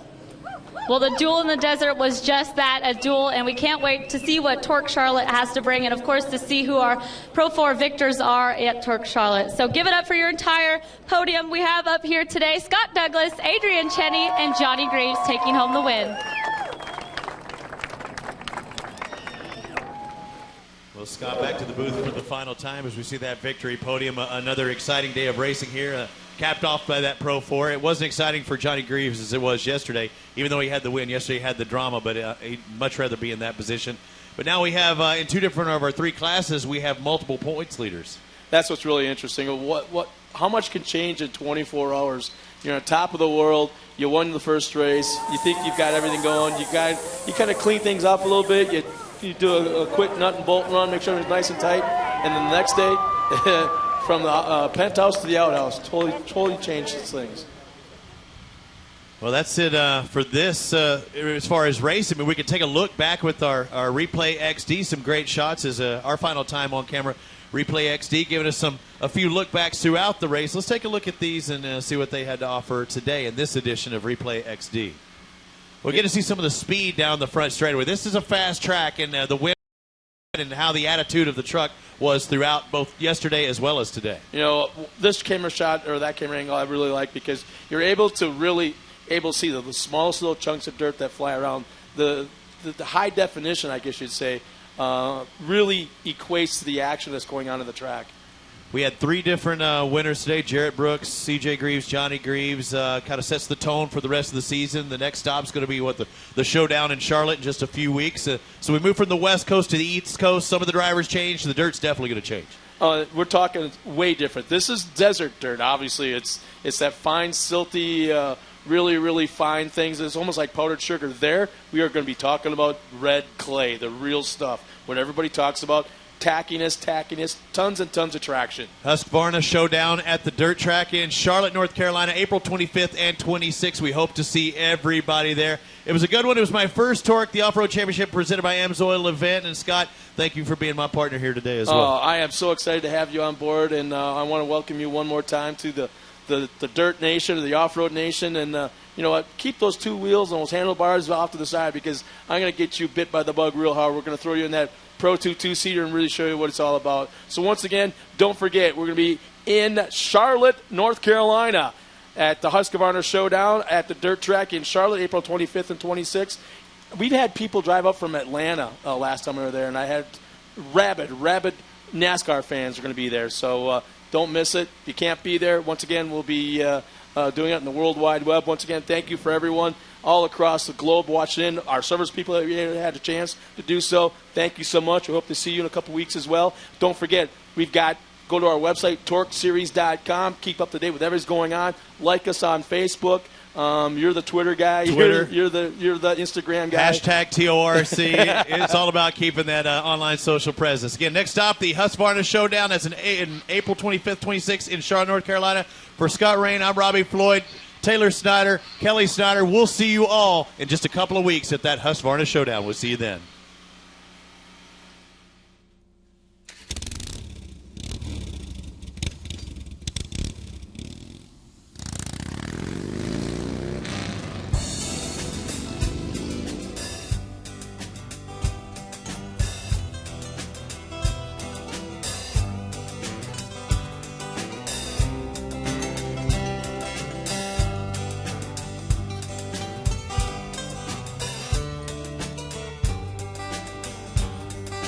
I tried all my life to get to know